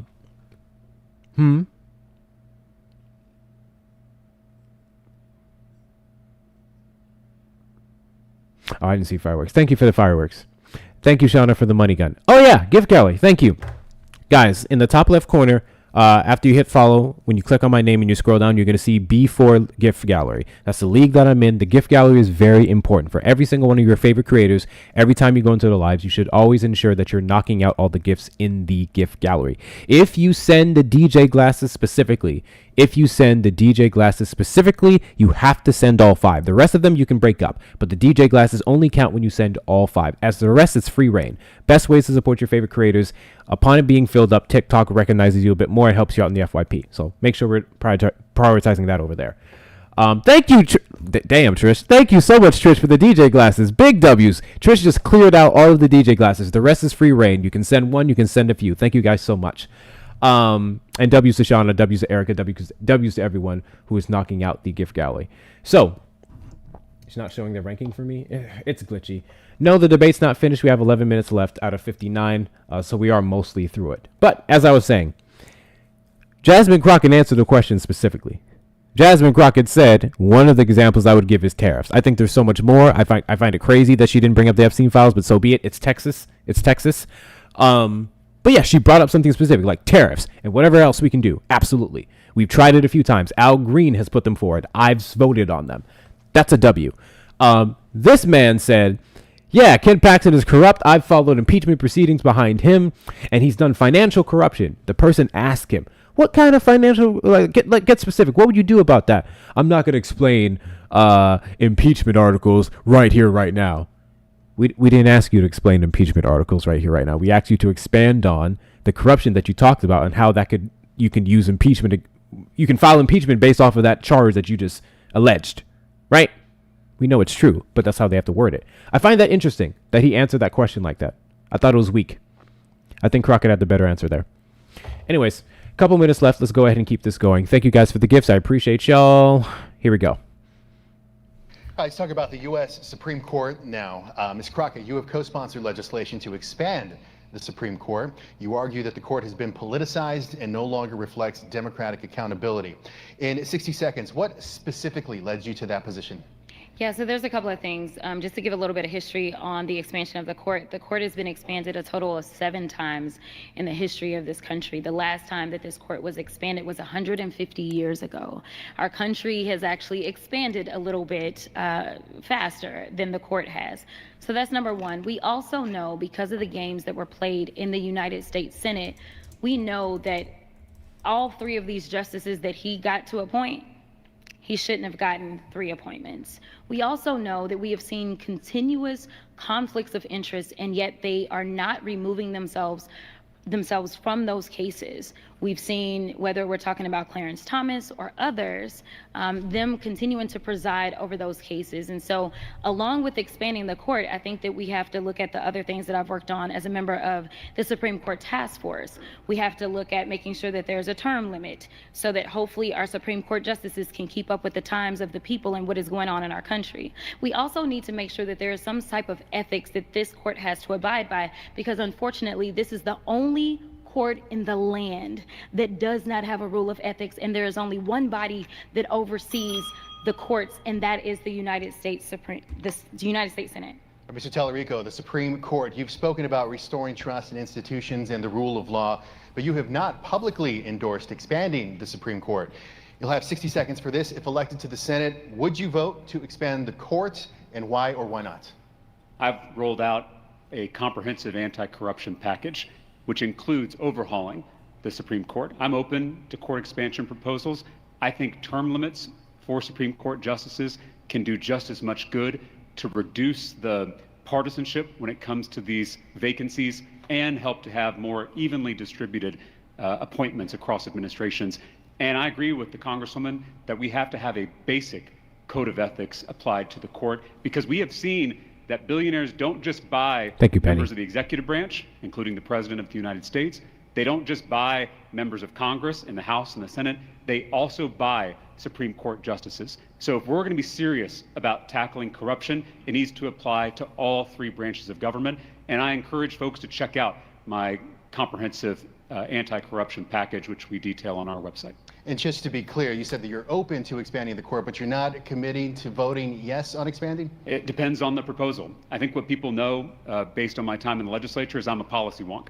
And I know in these kind of back and forth with media, they want a yes or no answer. It depends on what's in the bill. But I'm very open to... Oh my fuck. I'm sorry. I'm sorry. I'm sorry. Duh! It depends on what's in the bill. Duh! Did he say expand the court with pork in the bill, or did he just talk on expanding the court? Fucking duh. It depends on what's in the bill. Come on. Come on. Bro, I was giving you credit for some of your answers. What the fuck was that? What the fuck was that? Depends on what's in. Are we serious? We playing games now. Come on, Talarico. Whatever, bro. Whatever, bro. Court expansion proposals. Someone pointed out in the chat that there's what you call it? Shit. How much was it? 9 or 13? Or am I getting it mixed up now? 13 district courts and 9 justices. Right? Come on. Anyway.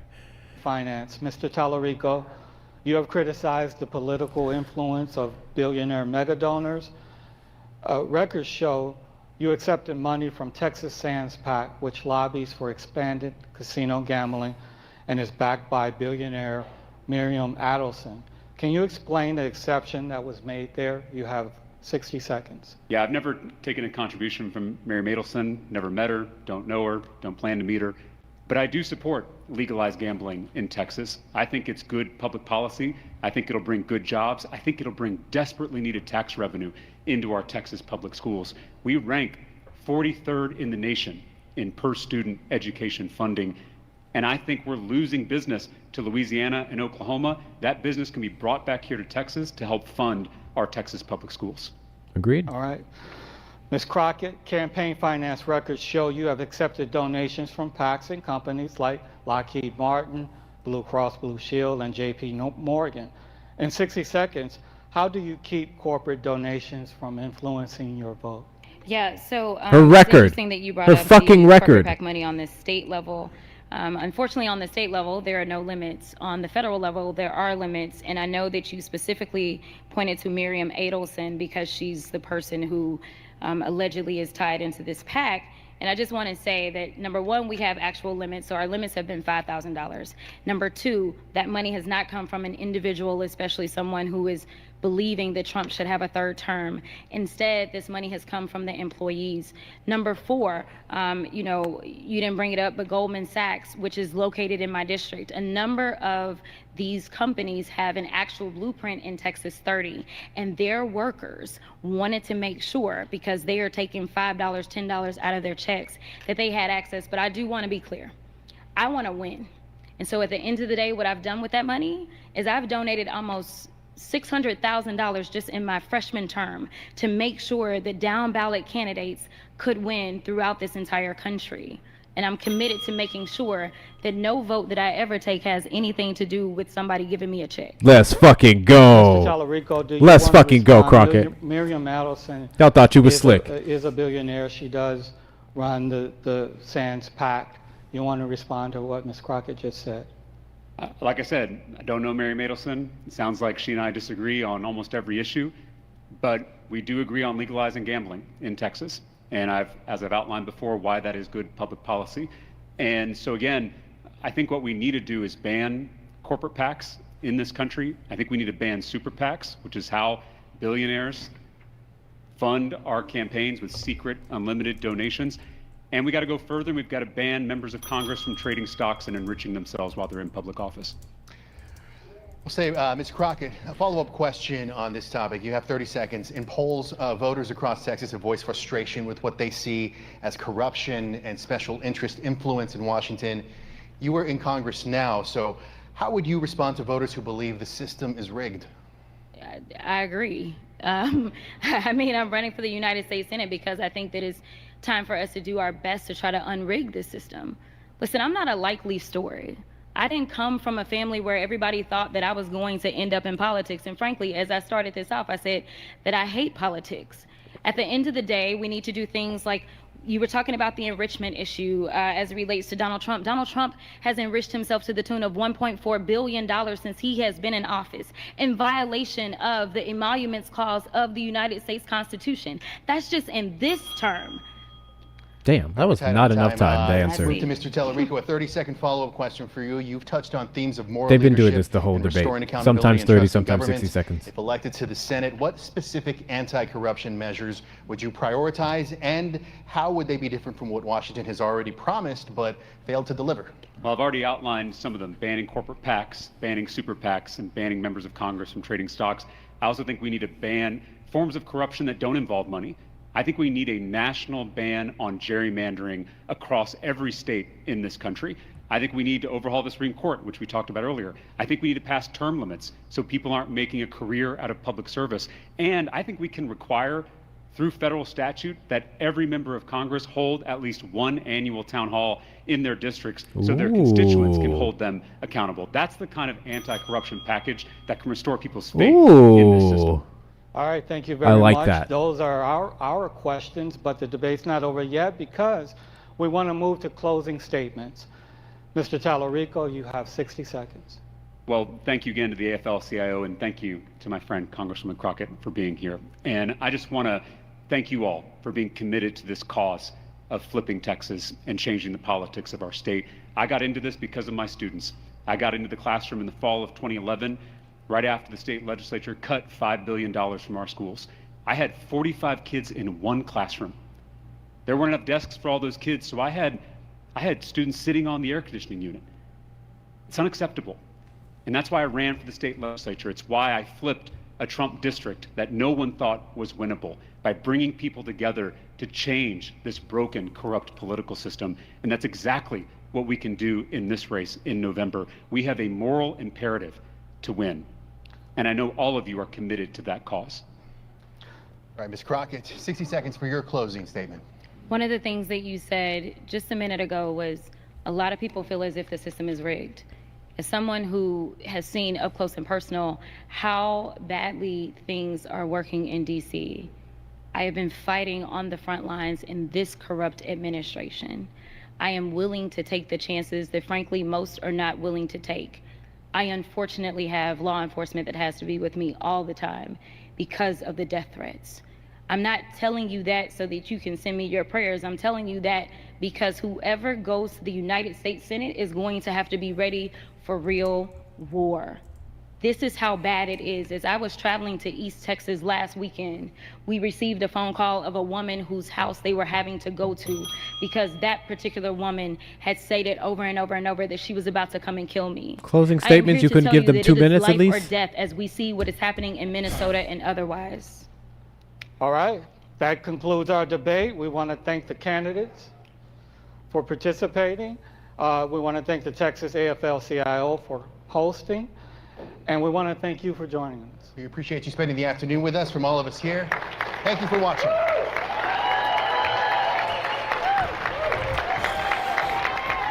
Too short. It was too short. Giving them 30 seconds for some of those questions was outrageous. Outrageous. Yeah, that's literally it. Okay. All right. So, what do we think? I already told y'all what I think. I already told y'all who I'm voting for. I'm voting Crockett. Talarico's cool. Don't get me wrong. I like a lot of his ideas. I really like the force town hall, mandated town hall. I really like that idea. I can't get over some of his answers. And Crockett had some answers I really didn't fucking like, but I can't get over that one he did where he brought up the financial criminal activity, and then when asked specifically about how you can use that to impeach, you then said, I'm not going to describe articles of impeachment here. And then with the other thing, what the fuck did he say again? What did he say again? When it came to the banning, it depends on what's in the bill. Like, bruh, I fucking hated those answers. But yeah, they both had some really great points. I really liked some of Talarico's ideas. I love some of the things that. The cool thing about Crockett, guys, especially with some of the things that Talarico mentioned, is that these are things that she already voted on in Congress. These are things she already sponsored in Congress. So a lot of the stuff that you're hearing from James Talarico are not new ideas. These are things that her, alongside AOC and many of the other more left or progressive-leaning members of the Democratic Party, have been working on. That's the great part about Crockett. They're not new. They're just stuff that's been stalled by Republicans. So what I appreciate about Crockett's approach is, again, pointing the finger. Fun fact, guys. The country around us today, Republicans. What's happening right now? Republicans. I understand the up versus down thing, especially for Texas, but I like that she puts that focus there. So yeah, regardless of that, I do not blame anyone who they vote for. Your reason for voting for Talarico over Crockett, those are often the ones that concern me. Some of y'all have some things to unpack. You know what those things are.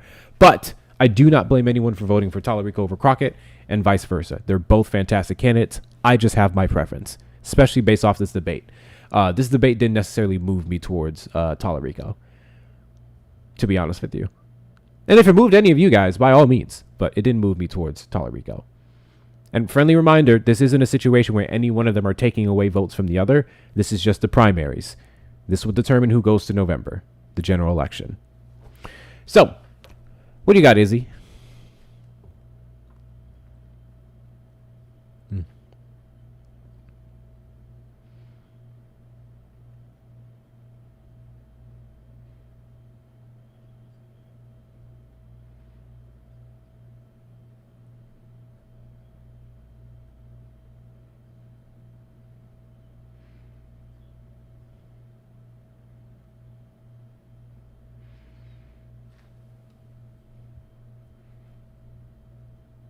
Okay. Yeah. I guess in a way, I don't want to say that I'm giving Crockett a pass, but I kind of am, I guess. But it's more so, we already knew Crockett's positions from the jump. Like, nothing here surprised us. She has a record, right? She has a record that I've consistently referred back to. That's why I'm Crockett. She has that record there.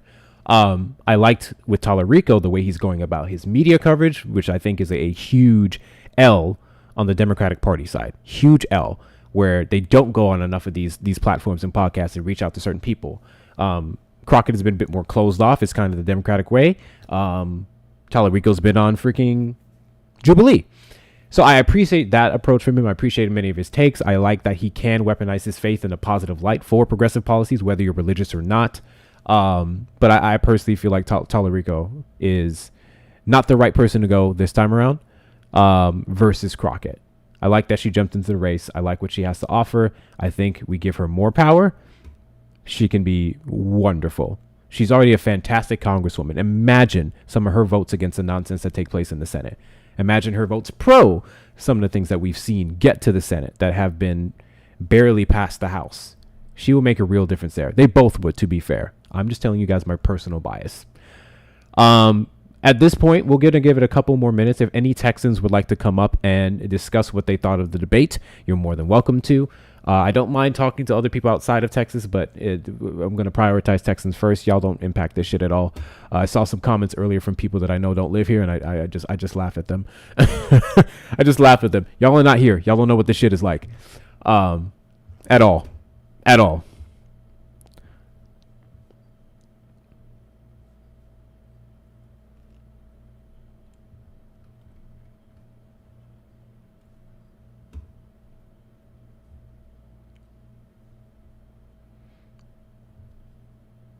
Yeah. And then I believe it wouldn't be until the next election. So it'll be a couple years. It'll be a couple years. Any one of them lose, they don't really have a seat until they can run again for something else.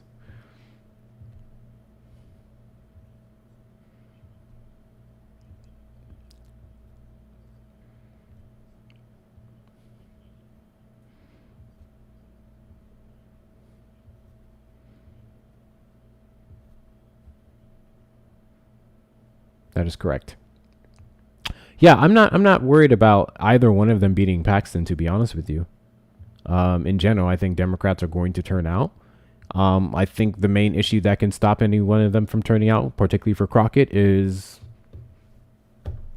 Sajin Orr. I'm not going to lie. Not going to lie. What up, Kenny?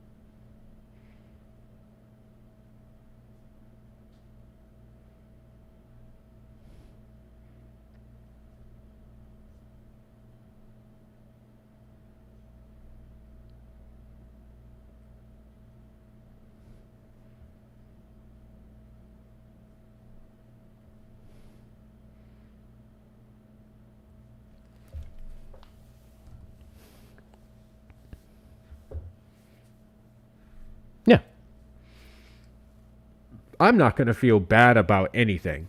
I want to emphasize this again. They're both fantastic. This is a wet dream for Texas Democrats, the ones that are actually involved in our political process. They're both fantastic candidates. So this vote here is just about who goes to November. It really doesn't matter who you vote for right now. We're good either way. I just have my preferences. At the end of the day, and this is just my feeling about it, I like the soft guy, and I'm not saying that in an insulting way, obviously, but like, you know, the nice, cool approach everyone thing. I think that is helpful. I think that's important for Texas. I think it's moving people who think Crockett is too aggressive. We know the reasons why for that, and that's the part I don't appreciate. But Crockett don't play those games. She doesn't play those fucking games. I like someone who calls it what it is.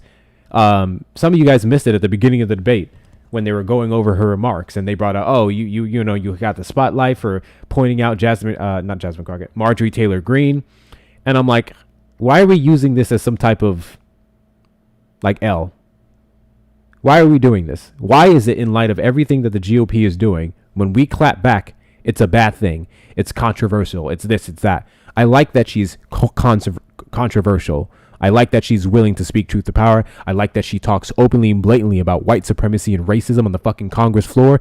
They can roll their eyes all they goddamn want. That's exactly what's happening. Exactly what's happening. And I think we need that aggression. I don't like it framed like that, but absolutely. In politics, you have to be aggressive. You can't be a pushover. She's not a fucking pushover. How you think she did everything she did for her district? How you think she kept winning all these elections? I believe her first one was by less than 100 votes, if I'm not mistaken. Very narrow margin. Thank you, Tay-Tay. Passion. 6,000%. How you think she did any of that? That aggression that everyone keeps crying about is what's gotten us the results that we want. So that's what I want going forward.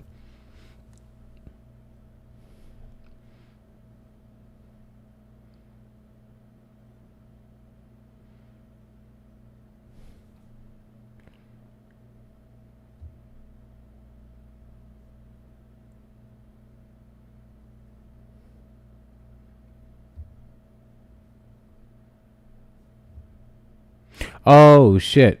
Hold on. My fault. I had to mute the dual audio for a second. Damn, that means the tube didn't hear any of the guests. Shit. Oh, sorry. Go ahead, Kenny. I said I feel like her passion, her tenacity are speaking to a lot of people in Texas that don't feel like their voice is being heard. So I feel like she has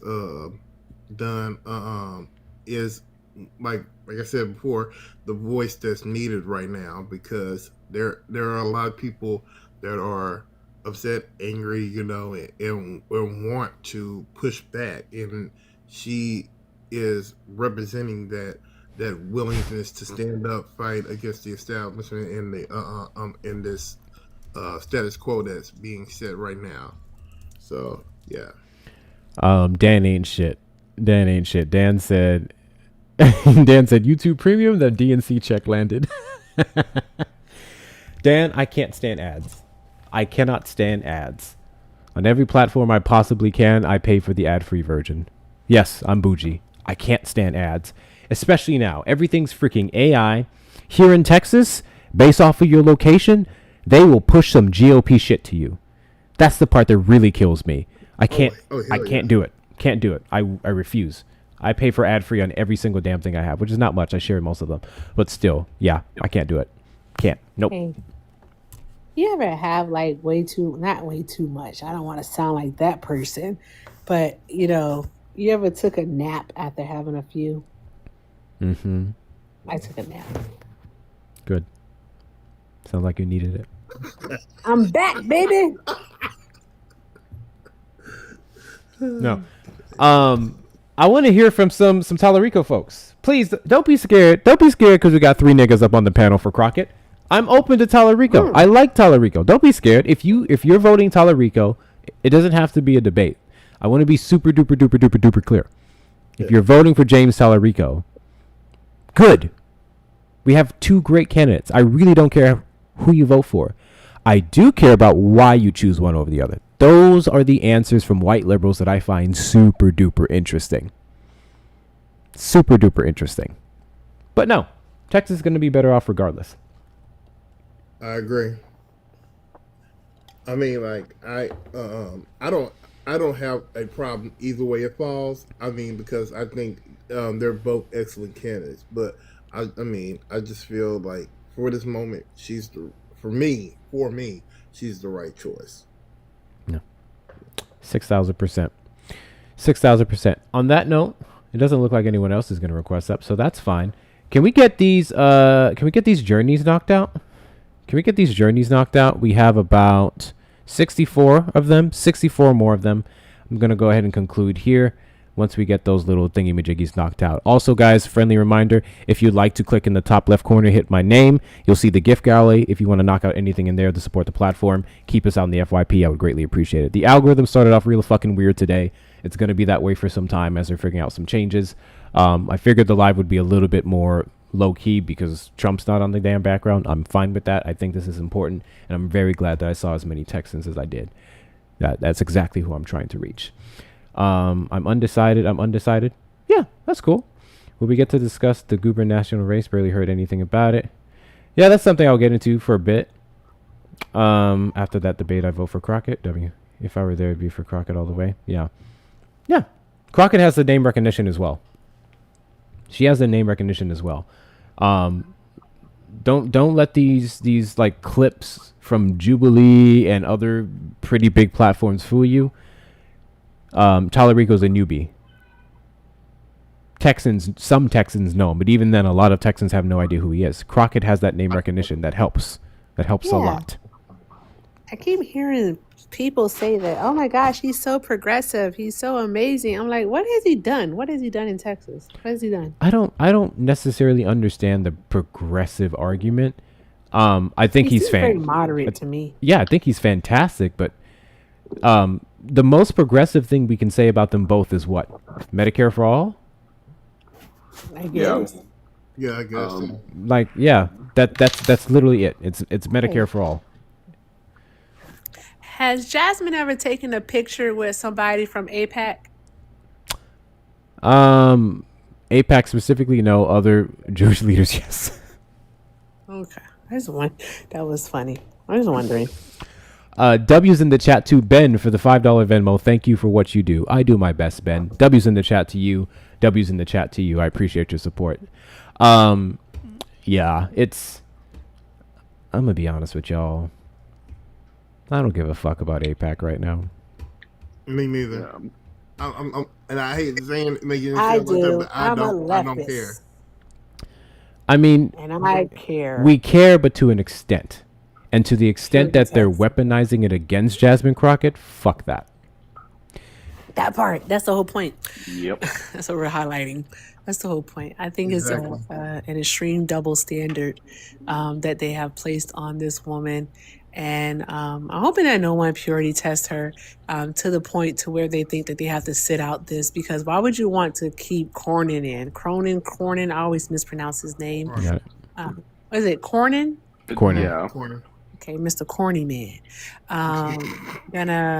Don't no, if you laugh, you encourage me, and Hector doesn't like it, so don't.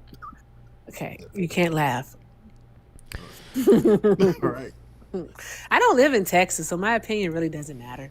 But I just think that I hope it doesn't cause people to like sit out and then someone like Cornyn wins again, because I saw some polling from December, and like with Democrats, you know, she leads. Of course, she leads Talarico by quite a bit, but I think it's like what, isn't it 13 points still? I believe so. She brought that up at the beginning of the debate.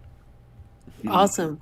But then like with like when it comes to the other side, Republicans, so like because it's a statewide race, she's not doing that well. And so I keep trying to think about like what can she do in order to appeal to that crowd? What is it that she can do? And would they be susceptible to supporting, you know, a black woman? Well, when I saw the poll, I mean, when they matched the numbers up between her and Paxton, which I have no problem with, she's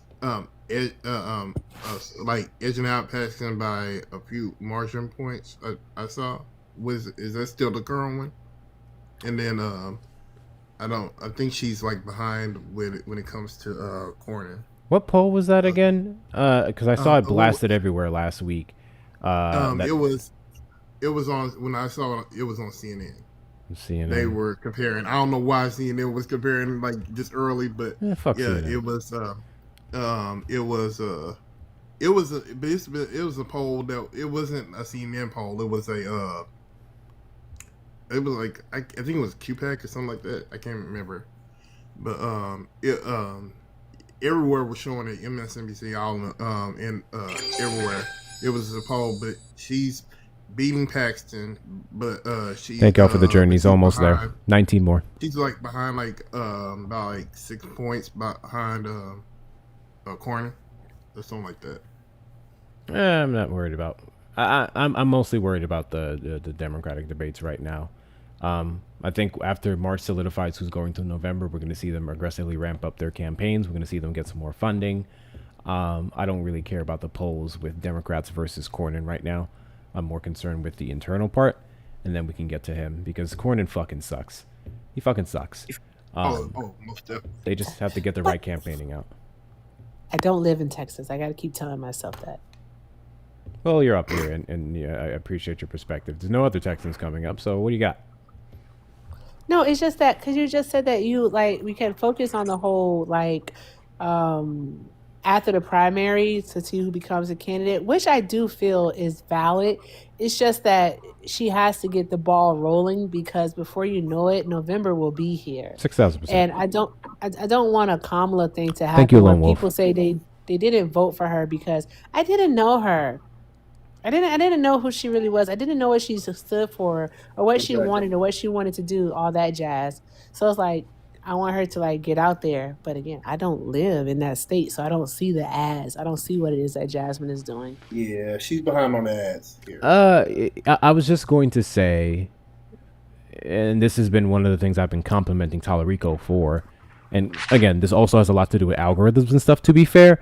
But from every platform that I've seen, mind you, I'm following Crockett on everything versus not only following Talarico on Instagram. I'm seeing a shit ton of Talarico. So I am too. I do think there needs to be a bit of a ramp up there. I don't know if in part she's somewhat relying on her base and waiting, but kind of like you said, Erica, I don't think waiting is the right move right now. I think that's a terrible move, actually. So, yeah, she's going to really have to step it the fuck up. And she was one of the people who did understand what went wrong in the 2024 election for Kamala Harris. So I would think her, especially right now, would try to rectify some of those mistakes. What up, Nancy? Hi guys, how are y'all doing today? Good, how are you? Good. Just wanted, like I said, I am undecided. At first, Jasmine didn't put her foot in the race till a little bit after Talarico. So when I first heard Talarico, I'm like, yes, I'm all in. I started donating to his campaign. And once she came in, I'm like, oh no, she is great. She's fabulous, But as far as for those people who don't know about Talarico, what I have enjoyed about him was, we still passed, but he was very vocal about the vouchers and the kids here, especially with him being a teacher. And then I know, as you know, they also passed to put the 10 Commandments in the schools, and so he, using his Christian background, told them why and how it was bad. So I've been following Talarico for a while. My stepson, when he first saw him, he fell in love with him. But again, once I heard Jasmine was in the race, I'm like, she is the perfect candidate for this job. Now being in Texas and I go around seeing people with my job, and I do see a lot of people, in smaller counties, even though I think she could easily win San Antonio, Dallas, Houston. We have all those little counties that I'm like, will they vote for a Black woman?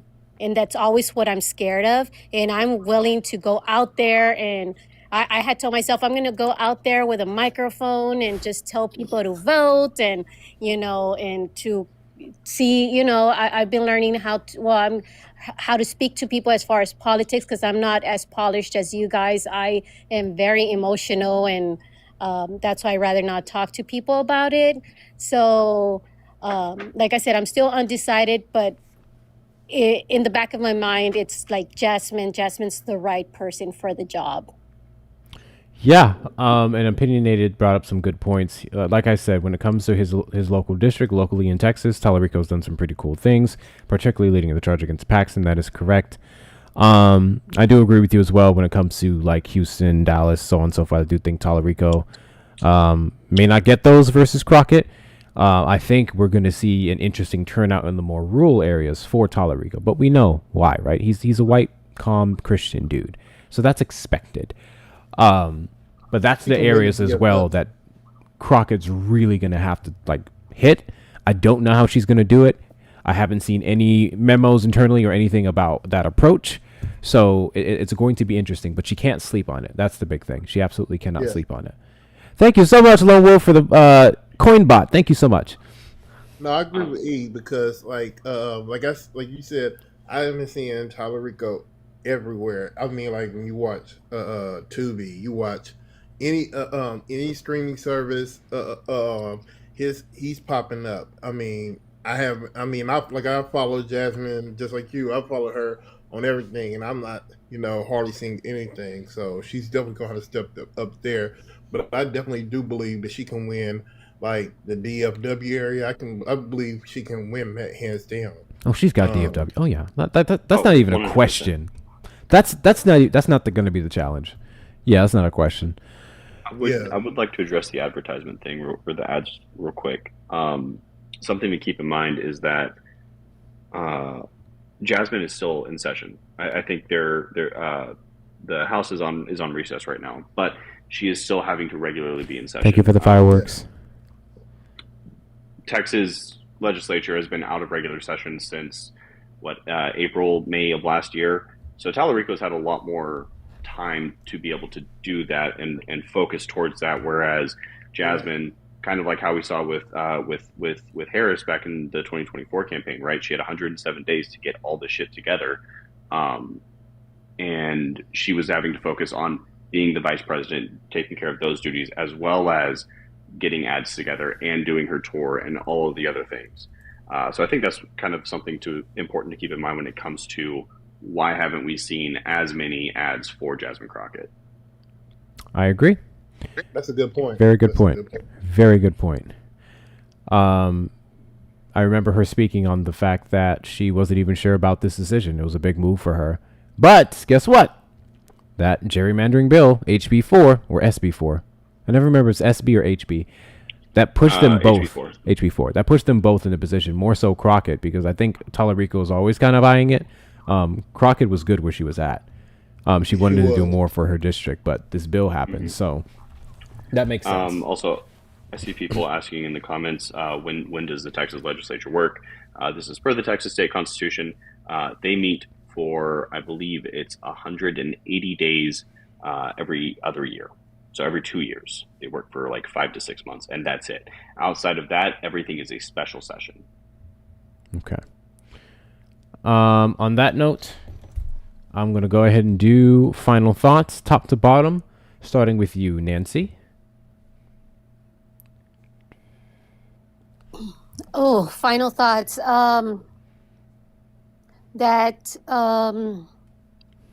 Wow. Jasmine is the most credited person running, and that no matter what, we got to make sure that the Democratic person wins the Senate. 6,000%. I appreciate you coming up, Nancy. Thank you very much. And you enjoy the rest of your night. Alrighty, Kenny, final thoughts.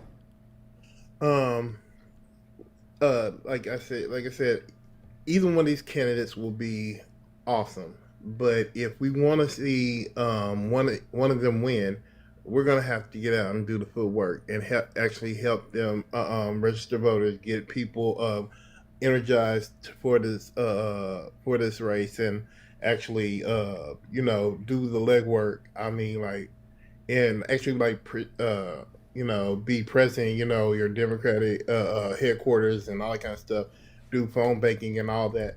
And I'm on the land with this. We've given a black male, white males, a white male that speaks Spanish. Everybody has had a chance to actually run for this seat and have failed. So why not give a black woman a chance? So what's the worst that she can do? Lose? I mean, everybody else has lost before, so why not give her a shot? And that, I'll end my plane. I do not disagree. Thank you so much, Kenny, for coming up. Izzy, Final thoughts. Make sure y'all are registered to vote. Vote the candidate. If you're in Texas, vote for whichever candidate you think is best. Neither one is bad. They're both fantastic. And y'all have a good night. 6,000%. Thank you so much, Izzy, for coming up. Appreciate you. Erica, Yeah. final thoughts. You want to go do hood rat stuff? I got plans. No. Oh, fudge sickles. I don't have any final words. Thank you for streaming the debate. That's pretty awesome. And everyone should just go say hi to Jessica. Jessica is live right now talking about the same thing. Jasmine Crockett versus James Talarico. Who do you support and why? So we're going to go ahead and give her a raid for that reason. Go over there. You guys already know how this goes. You know what? Maybe I should have. No, that wouldn't have worked. Because then I couldn't show the stream. I thought about doing this on my phone, but then I wouldn't be able to show the stream. I hope we're not back to square one with studios suppressing my shit again. That's going to piss me off royally.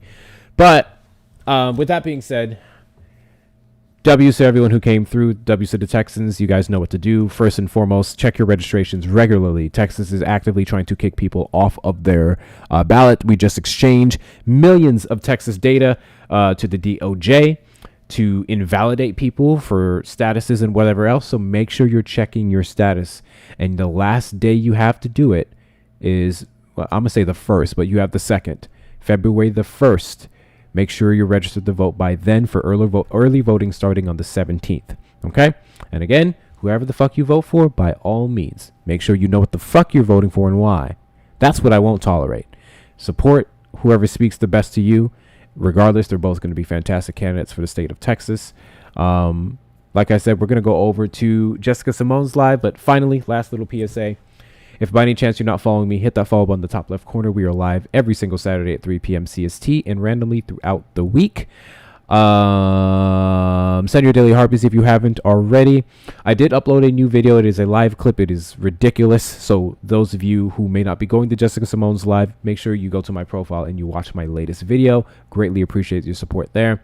But as for the rest of you, Jessica Simone is live. Jasmine Crockett versus James Talarico. If you wanted more opinions on this debate, if you wanted to hear more from Talarico people, because we didn't seem to have a lot here, you can go over there. If she coordinated with me, I would have went to earlier, but I got other stuff. So with that being said, go raid Jessica Simone. When you go in there, make sure you say Hector Raid. Do it for one of two reasons. One, let her know the love and support is coming from me. And two, to stroke my ego. Hector Raid Jessica Simone.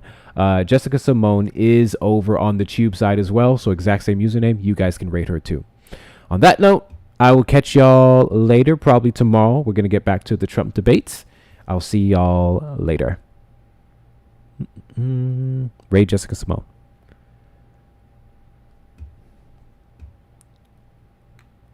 Oh shit, forgot to end there. Thank you guys, tubers, some of the hardest working mods on this app. Thank you guys so much for doing what you do over there. Appreciate all of the viewers. Make sure you like the stream on the way out. Hit that subscribe button and turn on notification bells if you haven't already.